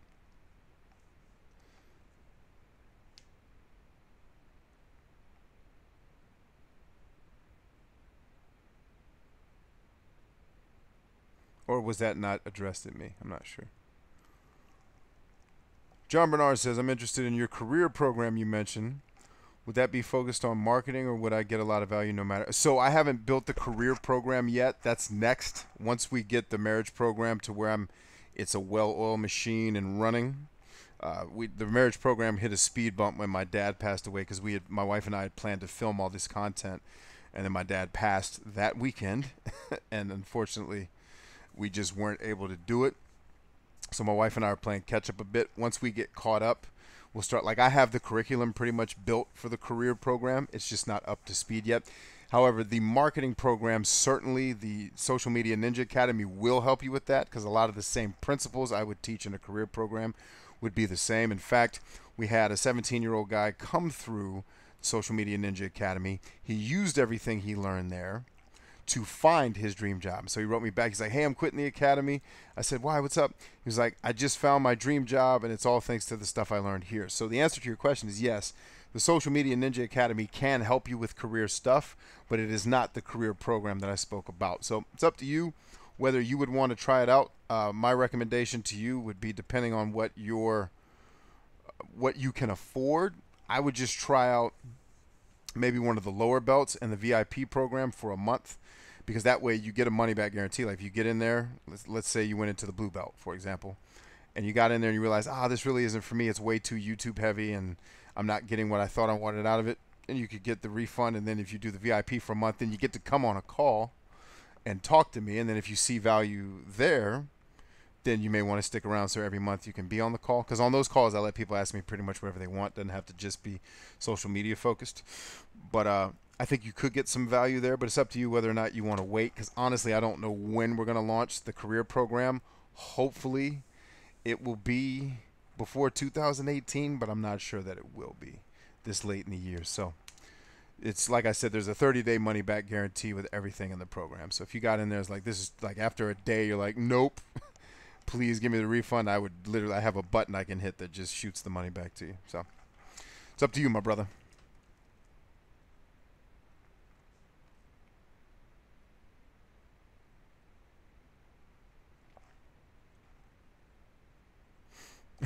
Ingrid said, "Bryant, tell us INFP is a book we should read." A book INFP should read: The Happiness Hypothesis. The Happiness Hypothesis by Jonathan Haidt. Because one of the things, I'm going to shoot a video about this too, that I see INFPs really fired up about when I talk about focus, is they think their problem with focus is that they can't do it, and the real answer is you won't do it. And the happiness hypothesis will shed some light on why. And it's not all your fault. Some of it is, and not everybody. Some people legitimately can't, but for the most part, it's people won't focus, and there's a good reason why. And it's you're letting. I don't want to spoil it for you. Read The Happiness Hypothesis. It'll bless your life. And everybody can read that book, not just INFPs.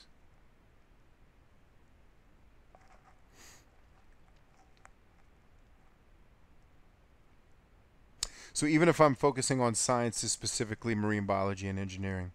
Yeah, so if you're looking for advice on a particular career, you're probably not going to get that in the marketing program. You'll get a person, like we do a personality type testing, and I show people how that would affect YouTube content specifically. I talk about marketing and why it's so hard to get people to pay attention to what you're doing.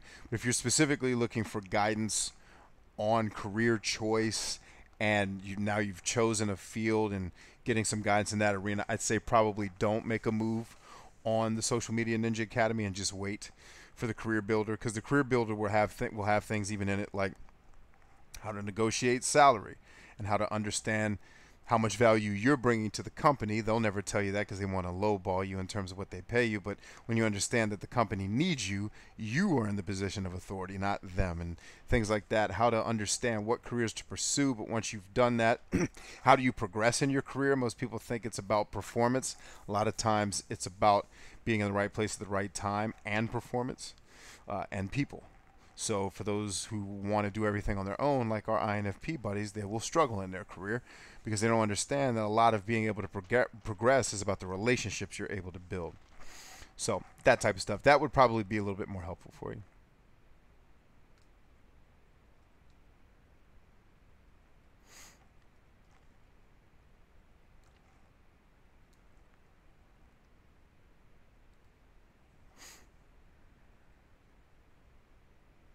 All right, cool. Thank you so much, everybody, for coming out and lending me your ears and your eyeballs with my very crappy laptop camera here in the office library. I want to tell each and every one of you that I appreciate, and I will never waste your time. It's also the reason why I don't run ads on my channel.